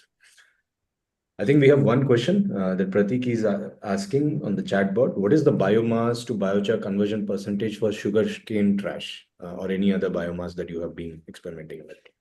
Yeah, so that's a great question, Pratik. And one point to remember here is that you can actually control that entirely when you're using industrial production. So the conversion ratio is a factor of the amount of time that it spends in the pyrolysis process, as well as the temperature that you take it to. So we've seen conversion ratios that range from 26% all the way to 41% by tweaking those numbers around. And with that, of course, the characteristics of the biochar change as well. Your carbon percentage change, your hydrogen percentage change. And it depends on the producer. It depends on the final application, which conversion you go with, depending on yield, depending on carbon percentage, and how it fits into your financial model. So currently, we're looking at an approach that has approximately a 38% conversion, and the biochar comprises of around 66% fixed carbon. But those numbers are entirely, they work within certain ranges based on how you operate your machinery. Yeah, can you tell us a little bit more details on which form is biochar trash being used, as is, or are you pelletizing those, and a little bit about the production methodology that you have adapted so far? Of course. So currently the procedure that we're using is that we collect the biomass in baled forms. So on the field, a baler and a collector go create the kind of stockpiles that transported to our facility and stored year around. Before it enters the machinery, what we do is we shred the particles to an even particle size. Then we dry it to a certain moisture threshold that allows it to be pyrolyzed efficiently.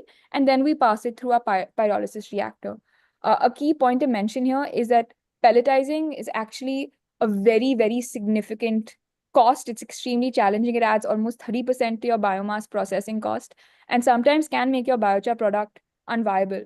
So when identifying a technology producer, what was really key for us is that you don't require pelletization. And if you evaluate especially Chinese technologies, a lot of them do require pelletization. So it's another key point to consider while designing a project. Wonderful. If anyone is on the Zoom and they have questions, you could please unmute yourself and ask. Dr. Sanju Sharma, would you like to ask your question directly to the team? Hello. Hello. Yes, Dr. Sanju. Yeah, I just want to know, means you told that you are going to start the high-tech machine, na? Yes. So have you take the trials or something from that machine? Yes, definitely. So any machinery that we procure, any biomass that we identify as feasible, we run it through multiple different R&D tests, either at a batch scale with the same technology provider or within some certain lab processes to identify the right pyrolysis temperatures and residence times to create the biochar of the targeted specification. It's a very critical step in identifying and working with the technology. And for every vendor that we evaluate or we onboard, there is a long testing and trialing period where we mutually decide how we can optimize that process to extract the best biochar from a certain feedstock. Okay. So have you analyzed, means what is the best capacity per ton? Like how much ton per day capacity is the best? Means for the biochar we need the lots of the biomass. So biomass availability is also a crucial point if we set a like high tech machine. So continuous biomass availability is the important part. Yeah, definitely. And that's a very accurate point, is that when we project these really large scales with industrial capacities, the biomass needs to be available and it needs to be available year round. Now, there's no right number for how big a biochar plant can be.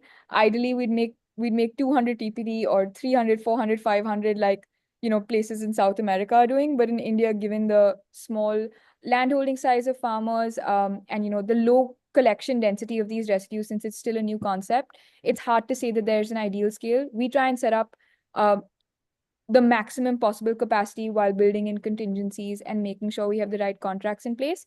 And that's why we're going for a 44 ton per day flagship project, which is considerably bigger, I think, than the initial pilots of high tech that was first set up in India maybe 2 to 3 years ago.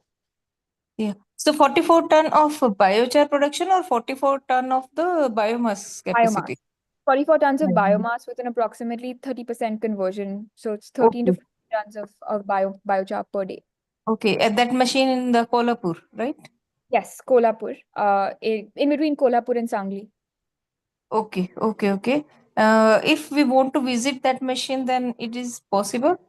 Yeah, definitely. So you can visit our website www.ground-up.in and you can fill in the contact form and someone from our team will reach out. The project will be commissioned at the end of July. So anytime following that, once we are in Okay. steady operations. Sure. Sure. Sure. Definitely. It is pyrolysis based technology, na? Yes. Okay. Okay. Okay. Wonderful. Thank you. Tony, I had a question. While you're designing these trials in especially sugarcane, I understand Yeah, that sugarcane is a multi crop, like in the sense prolongation. you could harvest it multiple times. I forgot the technical name of it. Yeah. But how do you design these trials when it comes to sugarcane specifically, and what are the different aspects you take into consideration between these different stages of crop, which I presume can go up to three different harvests? So basically, what I would like to say when it comes to the sugarcane is grown for three different seasons. Like what we call in basically in Hindi, ek sali, ek season in the sense the crop which is grown for 1 year. So they'll be sowing for 1 year, almost in the September, October. They are going to harvest in the August or September. September starting from September, they are going to harvest their cane and sending it to sugar mill. And the second season is starting from the June and July. That is for Adisali. That is for 1.5 year basically. So that is basically sown into the June or July season that we will going to harvest at the end of November or December of the succeeding year, second year basically, 1.5 year. And one more is a Kamsali. We call it as less than year Kamsali. एक साल से कम है. तो mostly 8 to 9 months के अंदर जो harvest होता है गेन उसको काट मतलब हार्वेस्ट करके शुगर केन मिल पहुंचाते हैं किसान. वो मोस्टली मार्च अप्रैल के टाइम में सोइंग किया जाता है कि वो लेट सोइंग पे होता है. तो हम लोगों ने बायोचार को जो कंपोस्ट मिक्सचर जो हम लोगों ने बनाए हैं वो पहले ही जब प्लांटिंग सीजन आता है उससे पहले ही 1 महीने पहले हम लोग अपना पूरा तैयारी पूरा किए थे. उसके साथ हम लोग पूरा मिक्सिंग करके एक जगह रखे थे बेस्ड ऑन द सीजन. हम लोगों ने स्प्रिंग शुगर केन में भी लिए थे. स्प्रिंग यानी फरवरी जो एक साल ही के लगता है उसके लिए भी हम लोगों ने प्लांटिंग किए थे. और कम साली में भी हम लोगों ने प्लांटिंग के लिए दोनों की तरफ से ट्रायल्स हम लोग दोनों पे किए थे. और अभी महाराष्ट्र में हम लोग आगे अभी विदिन अभी जो नेक्स्ट क्रॉप्स लेने वाला है उसके अंदर हम लोग अड़साली में ट्राई करने वाला है जो भी वो 18 months का क्रॉप है. सो ये basic foundation everyone has to understand when talking about sugar cane. तो हम लोगों ने बायोचार का मिक्सचर बनाया है. तो मोस्टली बायोचार हमको जब शुगर केन को प्लांटिंग करने के लिए लगभग 60 सेंटीमीटर की रीजन फरोस बनाते हैं. 60 सेंटीमीटर पे 62 ranging to the soil type. 60 centimetre का होता है कहीं कहीं 70 to 75 सेंटीमीटर डेप्थ तक जाते हैं based on the soil type and condition. उसके अंदर जब लाइन खुला है उसके अंदर हम लोगों ने we try to put out the biochar like biochar में compost mixture into that rows. Like हम लोगों ने ट्रीटमेंट्स बनाए थे. ट्रीटमेंट्स के हिसाब से हम लोगों ने कैलकुलेट किए थे लैंड एरिया के हिसाब से हमने कितना डोस आएगा कैलकुलेट करके उतना अमाउंट का बायोचार को हम लोगों ने रोज के अंदर पूरा डाल दिए. फिर रोज के अंदर डालने के बाद उसके ऊपर हम लोगों ने शुगर केन सेट्स प्लांट किए थे. उसके ऊपर जैसे कि rest of the thing will be the same farmers management practices उसको ढकना होता है. तो उसके बाद से हम लोग every 30 days interval continuously monitor कर रहे हैं starting from the 30 days after the planting. तो उसके अंदर इतना ग्रोथ नहीं होता है तो हम लोगों ने germination count 30, 60 and 90 days particularly up to 90 days तक हम लोग प्रॉपर जर्मिनेशन काउंट करने का कोशिश किए थे. स्टार्टिंग फ्रॉम 120 days जहां से हम लोग थोड़ा सा एक्टिव टेलरिंग स्टेज शुरू हो जाता है शुगर केन के अंदर. Then we started counting the pillars उसके साथ साथ हम लोग पिलर रेशियो वगैरह 150 days and then 80 days up to 200 days तक हम लोग पिलर रेशियो वगैरह काउंट करने के लिए प्लान बनाए थे. उसके अलावा स्टार्टिंग फ्रॉम यहाँ तक 180 से 210 days तक वहां पे शुगर केन का दूसरा फेज या टेलरिंग एंड एस्टैब्लिशमेंट स्टेज होता है. वहां से हम लोग ग्रैंड ग्रोथ पे स्टार्ट होता है जो कि केन डेवलपमेंट होता है प्रॉपरली. तो वहां पे इंटरनेडल एलोंगेशन होता है. वहां पे मतलब प्रॉपर केन जो sugar accumulation source to sink relationship होता है वहां पे प्रॉपर एस्टैब्लिशमेंट होता है. तो वहां पे proper number of leaves count करना. उसके साथ साथ शुगर केन का only cane length I am not talking about plant length यानी सॉइल बेस से लेकर लीफ टिप तक प्लांट लेंथ प्लांट हाइट होता है. लेकिन हम लोगों ने प्लांट हाइट के साथ साथ केन लेंथ भी हाइट कर मेजर कर रहा है जहां से इकोनॉमिक प्रोडक्ट होता है. तो उसके साथ साथ हम लोग इंटर नोड का लेंथ, एक नोड और दूसरे नोड के बीच में कितना लेंथ है और उसका गर्थ कितना है, ये प्रॉपर टाइम टू टाइम हम लोग मॉनिटरिंग कर, हम agronomy team time to time उसको मॉनिटर कर रहे हैं।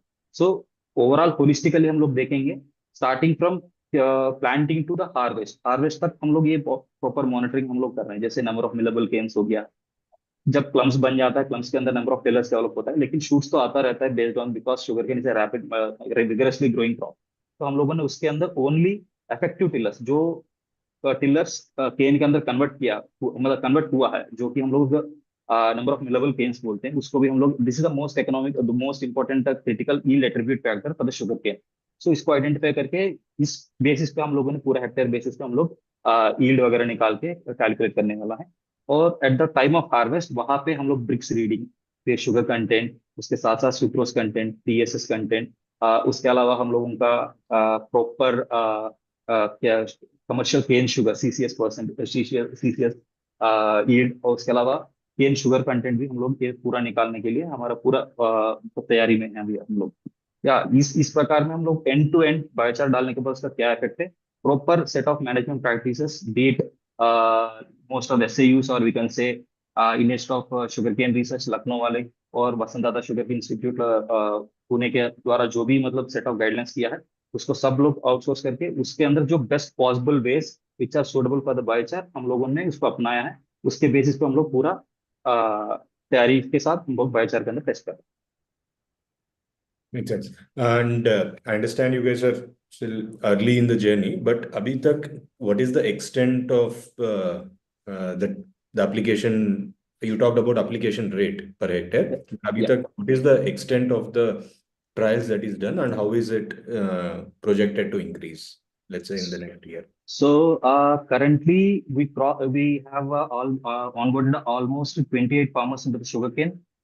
Each of the farmer is having at least 2 acres. So we have decided each farmer have to have at least 2 acres, out of which we have taken 1 acre as complete biochar, half acre for the compost, and half acre for the control. This is the basic thing which are model which I have followed with all of the farmers.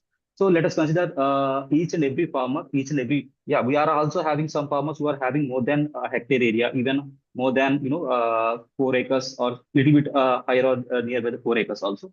So we have covered extensively the larger farmers only for the time being, to understand the better effects of the biochar. So yeah, we can say like across the 28 farmers, we have almost 60 to 75 acres under the sugarcane in Uttar Pradesh. And when it comes to the Maharashtra, even in Maharashtra, we have taken per hectare basis. So 1 acre for the biochar, and 1 acre for the compost, and half an acre for the control. Like that, we have taken 6 experiments in the Maharashtra in the egg sali crop, and we are about to take 2 experiments in the ad sali crop in this particular region. To Wonderful. add to that, Tejas, about the pipeline of demonstrations and how we see this expand, I think in the initial instance, we were very open to, partnering with established organizations and using their kind of their relationships to leverage biochar introduction. We'd love to start working and do our own outreach with individual farmers in the areas, especially where we're producing, work with FPOs, work across horticultural crops, fruit orchards, even, different spaces where biochar might have a different kind of application where you're not observing the same things, but definitely a certain utility. And second, work closely with institutions. So research institutions like Tony mentioned, VSI, IISR, the ICAR institutes, and conduct very rigorous scientific research that can form the foundational understanding of how biochar can be utilized in our country. Yeah, so adding to that, we are trying to expand it to particular horticulture crops, especially the region currently where we are stationed at in the Sangli region. This is very famous for the great export of the grapes, export quality grapes.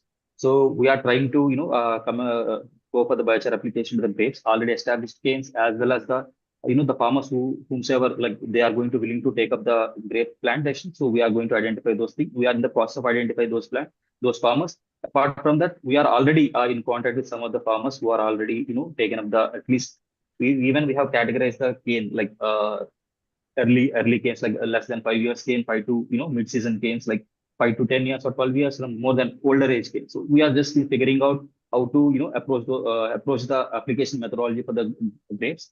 And yeah, we are going to make it up. Apart from that, we are in contact with the banana farmers, especially in the Nanded region. We are going to take up the trials in that region. Apart from that, we are going to planning to expand it to the turmeric crop. which is a commercial crop, which is growing in the patches in and around the Kolhapur and Sangli districts. So yeah, we are going to trying to expand into multiple crops in the near future. Yes, I think we have a question in the chat window. Pratik, do you want to unmute and ask the question yourself? Yeah, Wonderful. yeah. I was very curious about the reapplication rate of biochar.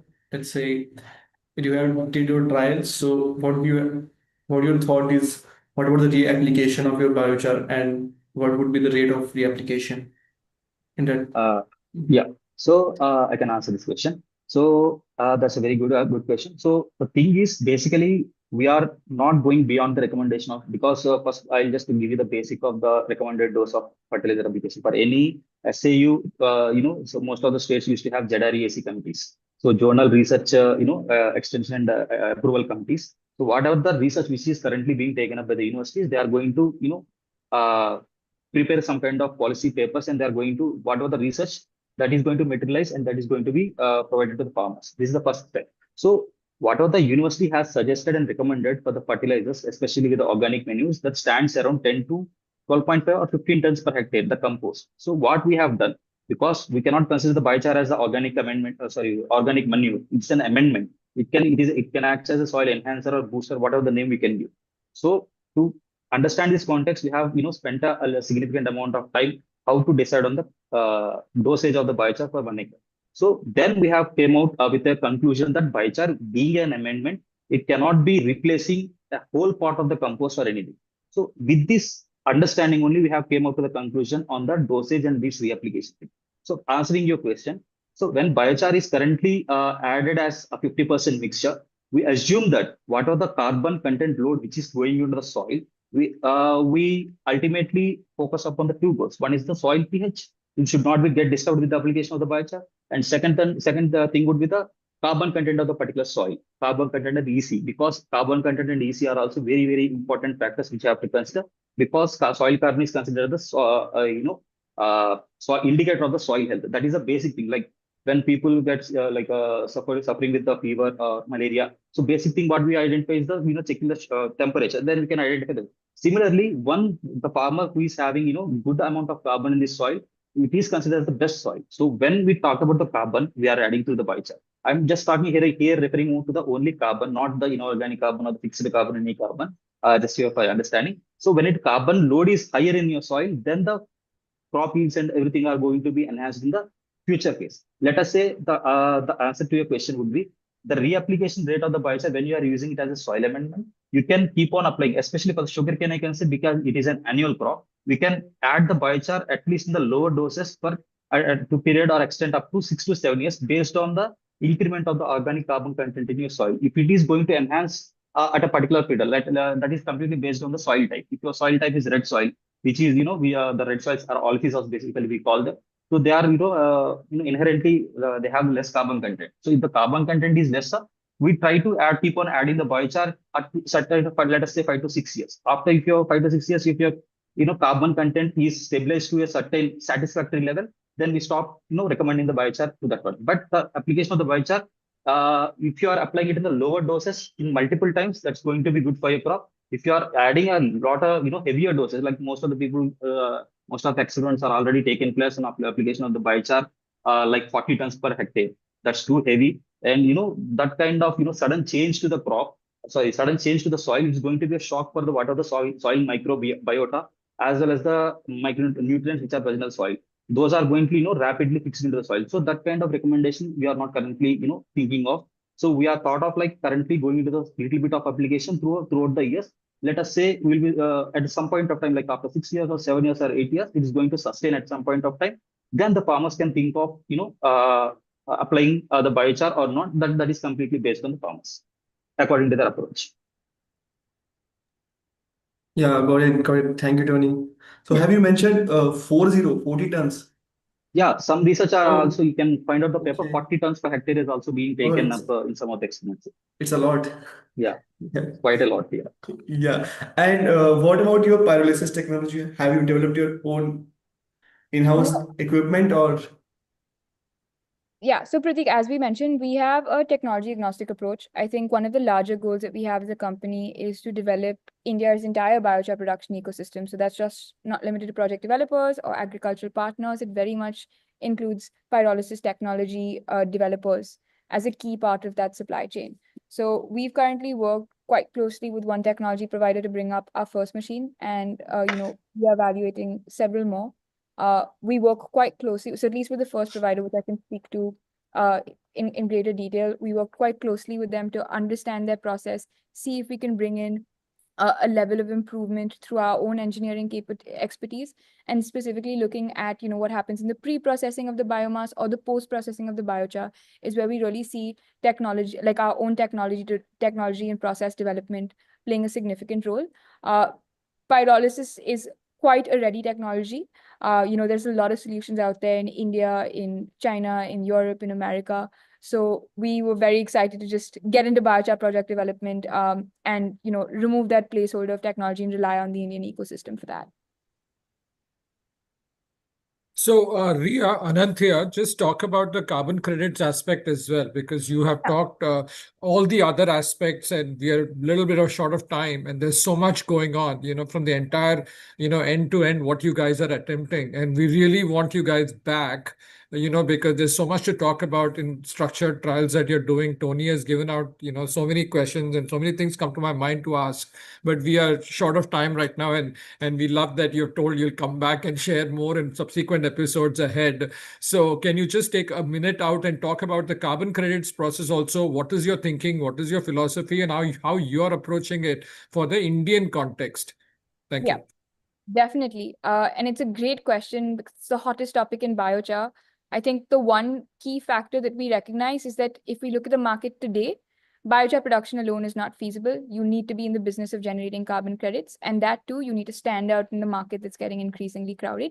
But one key point to mention here is that carbon credits work best when they provide that initial subsidy or push to introduce a project or a methodology or a technology like biochar production. In the long run, if you look at the evolution of how carbon markets have worked, their goal is just to act as the initial subsidy and have some level of a price taper off. So keeping that key philosophical aspect in mind, what our goal is to work with really, really high quality partners internationally, whether they be the registries or basically the standards that issue a carbon credit. Second, work with partners across the ecosystem, whether they can, whether they can be people who help us enhance the quality or the monitoring of our projects. And third, look at buyers who are truly invested into Indian agriculture and want to use the carbon credit as a way of funding biochar production to improve soil health, that being the key goal. So you'll see a lot of companies call themselves project developers or carbon removal companies. We are not that. We are biochar developers. And I think the underlying principle of the company is if you focus on creating a very highly technically and scientifically rigorous project, something that is inherently scalable and eventually will give a carbon credit buyer or a supporter a price reduction because you are just improving your efficiency or you are increasing your market capacity. That is what's really attractive to stand out in the market. I know we haven't gotten into how to generate the carbon credit. I think if we get into that, it might be a little bit too technical, but I think it's very important for people who look at biochar to value the carbon credit aspect. Do not underestimate it. It is a minefield in itself. Luckily for us, one of our co-founders has a significant expertise in it, and that has guided us. So please do evaluate its place in its financial models, and don't have 100% reliance on it. The market can be volatile, and the prices today are very high. A carbon credit from biochar projects can go for anywhere between $150 to $220. I don't think those prices are going to hold. I think we will see people trying to achieve a sub $100 mark. So if your model relies on $200 of carbon credits per ton of biochar, in the long run, you will have a big question mark in front of you. And it is a big threat. But yeah, we could do 1.5 hours on carbon credits just quite easily. Yeah, thank you. We'll have you subsequently for that. One question for Tony, and then I'll go to Bibhishan to see if any questions from Restream are there and if somebody else in here wants to ask. So Tony, to your question, I mean, I love you gave ROI numbers. You're looking at it from that for perspective, ROI and yield for farmers. because that is a very, very important indicator as far as farmers' adoption goes, right? Now, the questions here I had when I was looking at it was the cost of vermicompost, cost of Jivamrit, then cost of compost, and then cost of the biochar. These the split up of the cost and then the labor cost, because we know labor is a big issue in India everywhere right now. So maybe we can go into subsequent sessions on more detail and deep dives on this, but just if you can just give an overview on how you're looking at these things, that will help us understand the process as you go about evaluating different also, how to recharge it with different kind of inputs. Now you're looking at microbes. Microbes might be cheaper than Jivamrit because that is a more elaborate process. Here you get the mother culture and just apply for it. So just give an overview for 1 minute and then we'll come back to you guys for more sessions later. Yeah, Yeah. definitely. For explaining about this economics regarding the farmer. So basically, as I have also already mentioned, like we have taken the biochar cost at the rate of like 6 rupees per kilogram for the in such kind of range. So we have added the calculations according to that particular scale. So when it comes This to the is raw vermicompost, biochar, right? Sorry, I wanted to yeah, clarify. This is raw raw biochar. biochar. Yeah, that's Thank the you. cost Thank of you. raw biochar. Then Yes. we have also included the cost of already what are the extra material. Like let us say we have taken 1:1 ratio. Let us say we're talking about 5 tons per combination, like 2.5 tons of the biochar and 2.5 tons of the vermicompost. So vermicompost, where we have outsourced, it is from one of the local vendor in the Bareilly. So we have also got the vermicompost at the rate of almost 6 rupees, 6 to 6.25 rupees per kilogram. So we have the cost of that particular mixture. We have that is already higher than the whatever the cost we have taken for the compost supply. Only where we have taken the treatment of the biochar application, sorry, compost application, we have included only the cost of the vermicompost, and we have included calculated the particular economics. Coming to the labor. So the labor in the particular Uttar Pradesh, so the average labor cost of Uttar Pradesh was 335 rupees in a particular region. So according to that, what are the for the field application, the most critical thing is the fertilizer application. There the apart from the field operation, the basic thing the farmers need is the fertilizer application, because this is an intercrop. There is no point of hand weeding and no point of repeated chemical application like being with the herbicides or the pesticide, because there's no weed control, because mustard is itself is as an intercrop for that one. So because sugarcane is also farmers have not taken much cognizance on the herbicides. So we have restricted to the fertilizer application as well as the basic, the farmers, they want to apply zinc as a foliar application. So because to increase the, yield of the sugarcane, because as I have mentioned, sugarcane is prone to stunting in the particular, or do shading effect. So to improve that increase, so they have applied a zinc. So we have also included the crop, because mustard is also present in there, in that thing, in that particular field. So we have also included the cost of the zinc as well as the fertilizer cost, as well as the labor cost, which are incurred in the fertilizer application, as well as the field application, as well as sowing. Then we have calculated the economics, including the harvesting also. Thanks a lot, Tony, for that. Yeah. Is it okay if we go 10 minutes over, because we might have some more questions? Is that okay? Just 10 Yeah. minutes. Yeah, All right. okay. So Bibhishan, you had questions. Yeah, go ahead. Yeah, no issues. I'll just take it. Okay. Okay. Bibhishan, if you have any questions, and then we'll come to Tejas after that. Yeah, go ahead, Bibhishan. Tony, आपके लिए question है. Question ऐसा है कि जब sugar cane harvesting होता है, बाद में उधर ट्रैश रहता है, और ट्रैश के अंदर कुछ हार्वेस्टिंग के टाइम कुछ उसका स्टिक भी रहता है जो कि लेफ्ट आउट रहता है. वो कटिंग करने का टाइम उधर ही गिरा रहता है, वो ट्रैश में दिखता नहीं है कि हाई करके. तो मैं ये जानना चाहता है कि आप ट्रैश से बायोचार बनाने वाले हैं, या उधर वो स्टबल गिरा है वो जो कि हार्वेस्टिंग का टाइम लेफ्ट आउट हुआ है, वो शुगर केन का कांडी है उसके साथ करने वाले हैं, क्योंकि वैसा भी बहुत मटेरियल रहता है उधर. तो वो जरा मेरे को डीप में आप बता सकते हैं. रिया बताएंगे, इसके आंसर रिया बताएंगे. तो एक्चुअली जितना भी रेसिड्यू या जितना भी ट्रैश फील्ड पे रहता है, उसके ऊपर 2 मशीन्स चल के बेल्स बनाती है. तो एक मशीन ऐसे पहिए की तरह मूव करता है और एक लाइंस बनाती है ट्रैश के. उसमें पत्ती भी होते हैं, उसमें टॉप्स भी होते हैं. जितना भी मटेरियल है वो एक साइड इकट्ठा कर देते हैं, और उसके बाद एक बेलर चलता है जो मशीन को वैक्यूम की तरह पुल करता है और दूसरे साइड में एक चौकोन बेल निकालता है. तो उसमें जितना भी बायोमास या जितना भी रेसिड्यू फील्ड पे है, वो पिकअप होके बेल्स बन जाते हैं. और इसका 100% एफिशिएंसी भी नहीं है. करीबन 80 to 90% एफिशिएंसी है, 90% एफिशिएंसी है. तो 10% रेसिड्यूज फील्ड पे ही रहते हैं, वो इंटीग्रेट हो जाते हैं, मल्च हो जाते हैं अपने सॉइल में. और जो भी रेसिड्यू है वो बेलर पिकअप कर सकता है उसको। हम हमारे प्री प्रोसेसिंग में वो मेन कंसिडरेशन होता है कि अगर आपके बड़े बड़े टुकड़े भी हो, सूखे पत्ते हो, तो कैसे हैंडल कर सकते हैं। तो उस कॉन्टेक्स्ट में हम लोग जो इक्विपमेंट या मशीन है छोटे छोटे टुकड़े बनाने के लिए या ड्राई करने के लिए, हम उस इंजीनियरिंग पे फोकस करते हैं कि कोई भी बायोमास जो उसके साथ पिकअप हो, जैसे टुकड़े, बड़े बड़े टुकड़े या मतलब दूसरे, मतलब कोई भी घास या कोई भी रेसिड्यू, सब एक तरीके से प्रोसेस हो सके।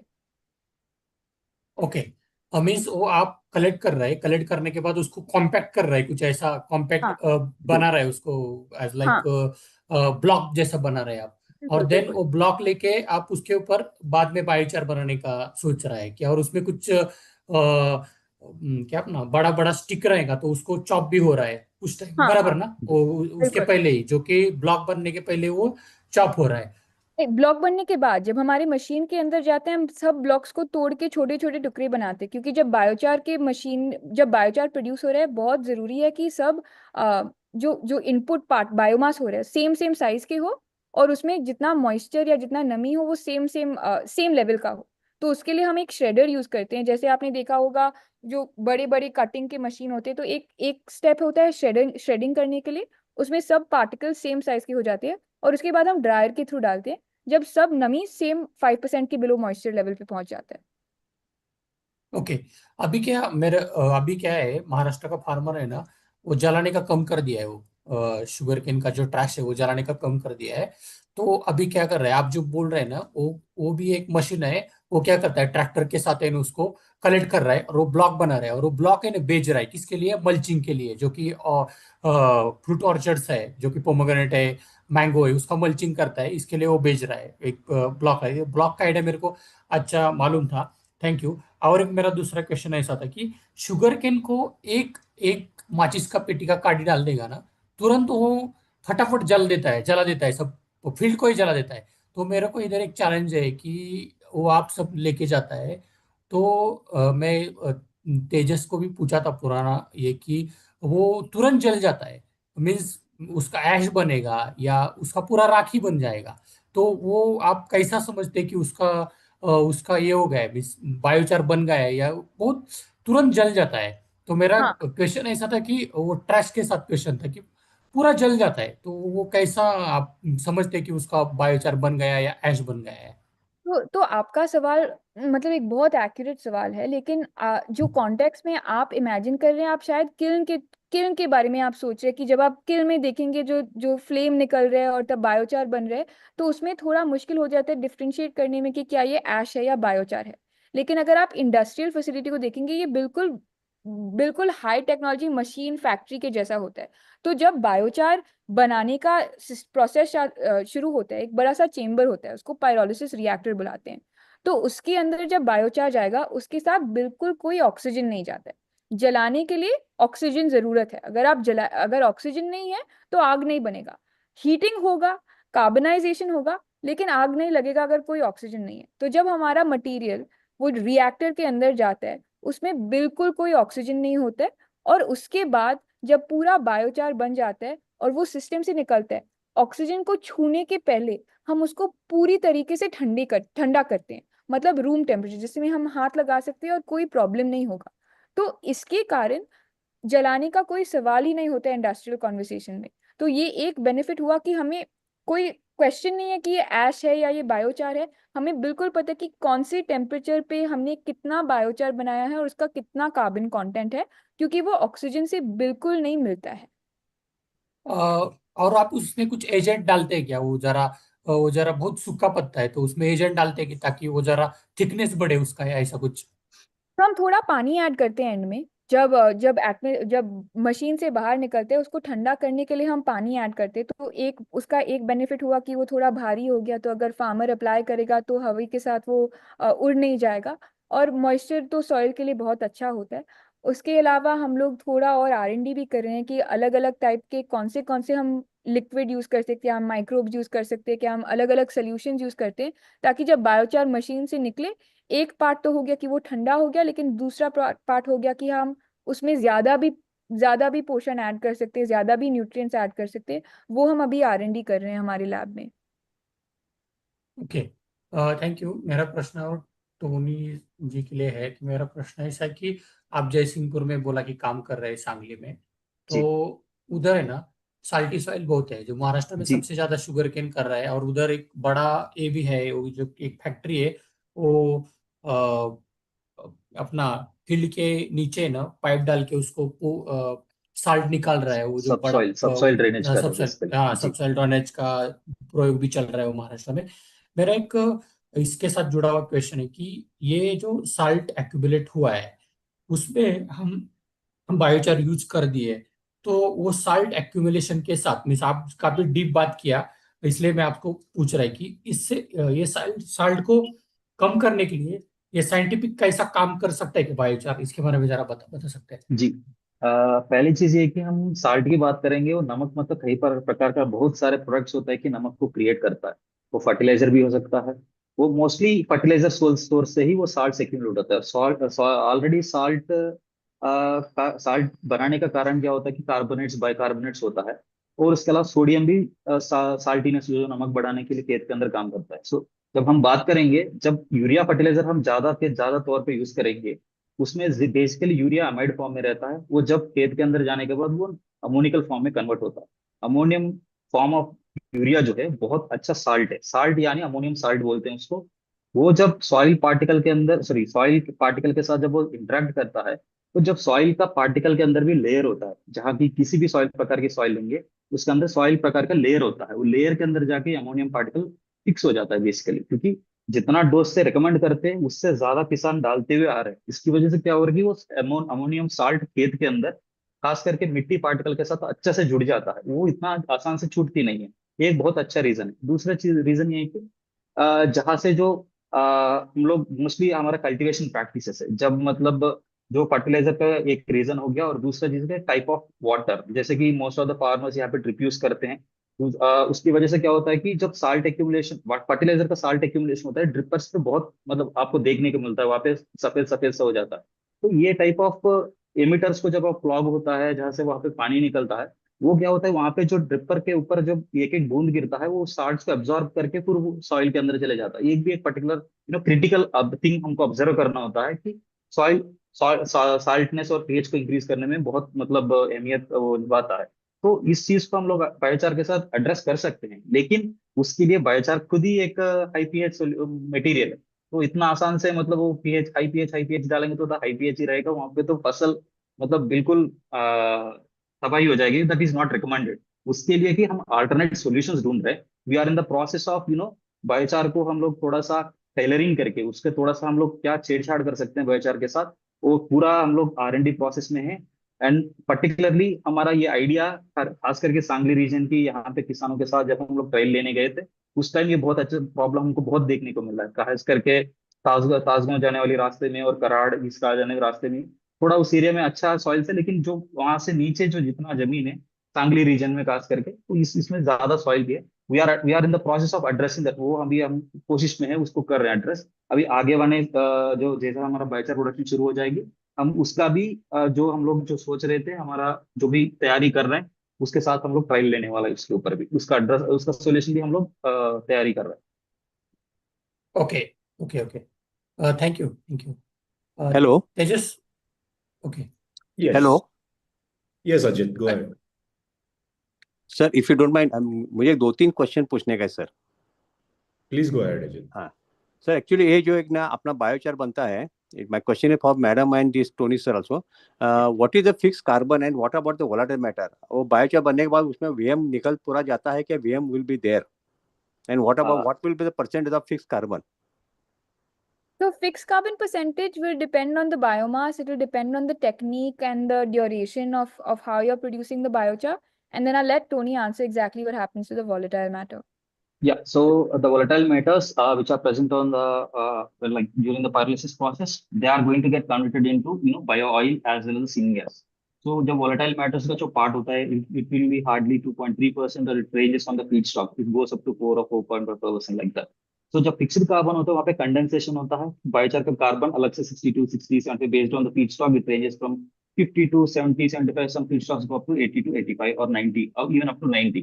सो जो उसके साथ जो वोलेटाइल मैटर्स है, तो वोलेटाइल मैटर्स बायो ऑयल के अंदर कन्वर्ट करता है। जैसे कि हम लोग बायोचार का पायरोलिसिस टेम्परेचर भी उसके ऊपर बहुत एक्ट करता है। जैसे कि लोअर टेम्परेचर में हमको कम रिकवरी होता है वोलेटाइल मैटर्स का। In case of like bio oil, हम लोग उसको बायो पायरोलिसिस टेक्निक को हम लोग लगभग 600, मोर देन 600, अभी we can go up to 800 और 900। वहां पे हमको सबसे ज्यादा ही ऑयल रिकवरी देखने को मिलता है, which can be reused for the industrial applications or running of the IC engines also. There are a lot of research going on in such kind of aspect.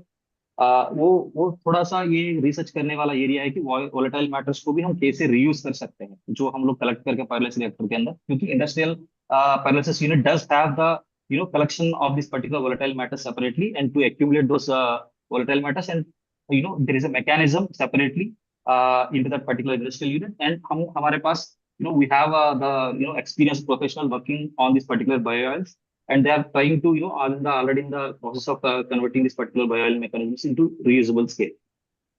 Sir, so whether we can increase the fixed carbon percent by varying the or mixing different types of biomass? Yeah, Yeah, go ahead. yeah, that's ultimately based on the type of feedstock you're using. So initially, what happens with the pyrolysis? So there is a process of pyrolysis is nothing but like it is even though it's a chemical process, a lot of things are going on. There is a process of condensation of carbon that is going to happen into the pyrolysis reactor. When you talk about the industrial scale pyrolysis reactors, so it is completely controlled environment. There is no point of talking about the oxygen present in the particular reactor. So what happens? What are the carbon which is present throughout the biochar? Let us say we are talking about the 1 ton of the feedstock. Either it might be mixture or it might be a single feedstock biochar. That's going to get condensed very hardly under the presence of N2 gas. That's the basic catalytic material, catalytic gas which is currently being used in the industrial scale pyrolysis reactors. That depends upon the type of type to type or vendor to vendor. So if the carbon, fixed carbon, it is going to condense. So that's entirely depend on the initial carbon content which is present in the type of feedstock you are using. So when you talk about the mixed feedstocks, then we have to think about what kind of mixed feedstock you are clubbing together and you are giving it to the feedstock. Sir, one more thing, whether there is any standard specification or parameter for the biochar? Yeah. Yeah, So definitely. You go ahead. You go ahead. so there are definitely standards for the biochar production, and I'll split them up into carbon, international biochar certifications, and then Indian accreditations. So if we look at carbon credit registration, different registries have different thresholds of biochar that they would approve, basically because they want to make sure that that carbon removal or that carbon sink that you're claiming is actually happening, and it's actually happening permanently. So one of the most common metrics to adjust this is the hydrogen to organic carbon molar ratio, and typically there'll be thresholds of either 0.5, 0.7, depending on which companies or which certifications that you're working with. Additionally, you will have to prove that your biochar doesn't have any of the bad stuff like heavy metals, PAHs. Usually, a lot of these registries take inspiration from what is known as the World Biochar Certificate. It is a part of the European Biochar Certificate that they've extended to global standards. And that WBC certification essentially says this biochar is good enough for agriculture, this biochar is good enough to go into cattle feed, this biochar can go into construction materials. And again, it has a variety of chemical characteristics that it cross references to. And then lastly, looking at the Indian context, and I think Tony, you might be better to answer what the standards are working in India, because we've been navigating this slightly through the FCO, and maybe he can shed a little bit more light. Yeah. So in the Indian context, like Bureau of Energy Efficiency is in the process of finalizing the particular standards which are required for the biochar production using the multiple feedstock based on what are the feedstock which are available in India. So Bureau of BE is currently exploring the possibilities and what are the scales, and it is going to come up with a white paper policy document on what exactly are the standards for this particular biochar going to be in India. It also includes the heavy metal content because it's a very major aspect we have to address, because a lot of use of pesticides as well as fertilizers, these are also contributing to the heavy metal intake into the crop. So considering all these aspects, in India, still now there has no standard yet decided by the Ministry of Agriculture, Farmers Welfare, or Government of India. So yeah, we are really waiting, looking forward for the of set of standards so that we can try to meet those standards, because most of the countries where it's currently falling, they stick with the EBC standards, the European Biochar Certification Standard. So if Indian Bureau of Energy Efficiency is coming with own standards, definitely we will try to meet those standards. Otherwise, if it is on par or at the par of like this EBC standards, yeah, we are already, meeting the standards of the EPC and we are far below the threshold levels. Definitely, we'll try to meet those targets if any proposed by the Bureau of Energy in the near future. So, one more thing. So, how to differentiate between the biochar and the coal char? Because there is a little confusion. That means biochar is nothing but carbon, big fixed. They say it is a carbon compound. Like that, whether it can be instead of that, whether we can use instead of this organic, regular inorganic coal, which is available from the mines, whether that can replace or that can work. That's why I wanted to ask whether there any specification is there from the biochar and the standard coal. Yeah, see, this is a very common question or like critical question. When one can ask from the some farmers' point of view. Farmers used to ask this question a lot. Yeah, but I can answer this question. The basic thing is what are the things which are firing or which are burning under the presence of oxygen. That's going to become a coal. We call it as a coal. Yeah, that coal also contains the carbon, but the carbon content in the coal is very very less. So that low content carbon, which is going to retain after the open air burning, whatever the ash can, because the carbon, which that whole formation is also a kind of science which you have to understand. So after whatever the flames were put off, so there will be a formation of ash on the top layer. So whatever the carbon which is coming in contact with the oxygen, that's because the carbon is going to turn into the ash. That will be settled down as a thin layer. That is the quick reaction which is going to happen when the carbon is going to be fired up and the carbon is coming to the contact of oxygen. So whatever the carbon which is left with the whatever the leftover carbon, it's very barely very less carbon and it comes up to 20 to 30%. That is going to be left beneath the ash content. That we call it as a coal. So basically, yeah, we can also consider it as a biochar. We cannot also consider it as coal. But ultimately, biochar we consider it as a carbon-rich material. The definition itself includes it is a carbon-rich material. So we consider anything if is have a good amount of carbon stored in itself, we call it as biochar. So rest whatever the thing which is left over, which is like retain very less amount of carbon, we can call it as a coal. Okay. So last question, so this is whether you are your technology you have developed making the biochar, is it only for the cane trash or any other type of this thing, just like paddy, wheat straw, and other woody biomass also? So we haven't developed our own technology. We work with external providers and we test every different feedstock with them. So certain technologies might be completely, they'll work despite whatever feedstock you have. Of course, the biochar qualities differ. Certain technologies might require you to process the feedstocks differently to produce biochar, but any residue or anything that is essentially biomass and has carbon in it can be turned into biochar. You just have to find the right fit of the process, the right technology. Maybe it could be gasification, maybe it could be pyrolysis, maybe it could be something else. But there's definitely a potential and an opportunity to convert all of it to biochar. Because what happened actually, madam, from the cane trash, actually, because a lot of people actually it is available in abundant quantity in especially Western Maharashtra because of the sugar cane, all those things. Only my question was this thing because cane trash has a high content of silica. What I have seen, just like some just like that's why some people, this boiler this thing people, they tried with cane trash for the boiler, but they got a lot of slags and all these things. Corrosion or erosion was there. That's why now they have stopped using cane trash. So if I want to convert the this thing cane trash to the biochar, whether it will be this thing, whether the same problem will we have to face over there also. So silica's I'll let Tony elaborate on this, but my understanding, my preliminary agricultural understanding is silica is actually a good thing to have. Like we're returning that silica content back to the soil when it's come from the original biomass, right? So you're creating that circular chain of nutrients that are being, removed from that field to create the biochar product, and then those same nutrients are going back. So my most ideal biochar production scenario is I can tag and locate every single farm where I've collected biomass from and give them the proportional amount of biochar back to ensure that those same nutrients are being recycled constantly in its most efficient form. But I'll let Tony elaborate on why silica is a good thing. Yeah. So when we talk about the silica, so the basic question which you have put up is really great. When we talk about silica is having its own properties and its own benefits when we talk about application of silica to the crop.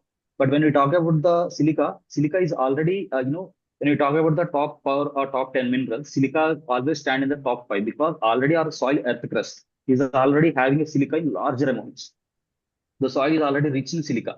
So, but the silica which is present in the soil, that is in the unavailable form. That crop cannot take up that silica right away and completely utilize it for its own purpose. Right. So, what we are currently doing, we are trying to extract. What are the fertilizer manufacturers? They are trying to extract the silica and they are converting it to the available form, which is readily taken up by the crop. So, when we talk about the silica, which is converting silica, which is while we are doing the pyrolysis process, being silica is a non-metal. So, silica is a non-metal. So it is going to be, the form of the silica is going to either retain or the same, or it can be lost into the particular, pyrolysis process by into the volatile matters or something. But most of the time, the silica as such, when it is present on the biochar, it will be retained as the same for the longer period of time until the carbon is persisted in the soil. Once the biochar start degrading, the any silica ions which are present on the biochar particle that are going to release into the plant soil. Then, if possible, it is based on the soil type of soil condition. After this particular silica contained biochar applied to the soil, if the soil condition is suitable for the conversion of the silica particle, which is converted from the biochar, then the plant can take it up and can be accumulated in the plant body, and the plant can leverage the benefits of that one. If otherwise the case is the form of the silica which is present is completely in the soil, is inherently it is completely different, and the silica fertilizers, like some fertilizer having admixtures of silica, that is completely different. The fertilizer manufacturers are developing the silica in most available form, readily taken up by the crop. Yeah. And because then, what is the temperature for the biochar? At what temperature not you are doing? I mean, pyrolysis is done. As per So my knowledge, it is 600, 650. It's a wide range, and we determine the temperature based on, as you mentioned, the biochar specific properties or the specific biomass. Yeah, and that's a part of the R&D that we do is to identify the right temperature to produce biochar. It can range from 400 or 350 to all the way to 1200, depending on what you're trying to make. Well, because no, okay, thank you. Ajit ji, thank you for the questions. I think it's obvious that there's a lot of interest in the topic, and we'd love to have Tony and Rhea come back for a further session. But we are already 20 minutes past our schedule. We tried to request Tony and Rhea to stay back. I'd like to make some concluding comments. Rhea, Tony, thanks a lot for your time today, coming here and talking about your work. And it's just like the production conditions for biochar, it's a very hot subject, it's a hot topic, hot markets. So we collectively wish you a very good good journey going forward. And I think sugarcane is a big enough market, whether it's in India or around the world, to really go deep and solve for it and make it more sustainable. So we really like the details that you're going into with respect to farmers and all. So yeah, without further delay, I would like to thank everyone for joining in. Thank you, Rhea. Thank you, Tony. And as part of this biochar series and this collaboration with between Shekru and 2.0, we are trying to bring in various stakeholders and make these sessions more active and interactive so that the information and the knowledge is dissipated. So Rhea, Tony, any ending comments from you both? And we wish to have you back hopefully sometime soon. You just have to give me a few days to build my own Wi-Fi tower so we never fall into the same problems again. But we would be more than happy to come back, and thank you for extending this invitation, sorry. And I mentioned to Anant before that the series that you guys have put together, the work that you all are putting in, is the level of awareness and education that's just unprecedented in biochar in India. So really, you are laying the foundation for a better biochar industry and better ecosystem in the future.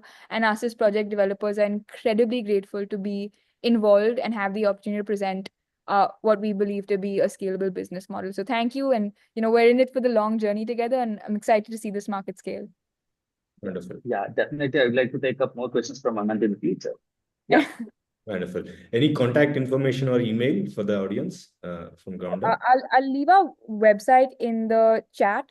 You can reach out via the contact us form, and the right person from the team will reach out to you. So if it's agronomy related, if it's visiting the facility, if it's something related to partnerships, the best way to reach us is on the contact form, and one of us will get back to you as soon as possible. Wonderful. For those who are joining from other platforms, it's www.ground-up.in and contact the team from that. Wonderful. Cool. Thank you so much. Have a great evening. Thank you. Have a great everyone. evening. Thank you, everyone. Bye. And we'll soon meet for one more biochar series and on one more Saturday. Thank you all. Take care. Keep making more.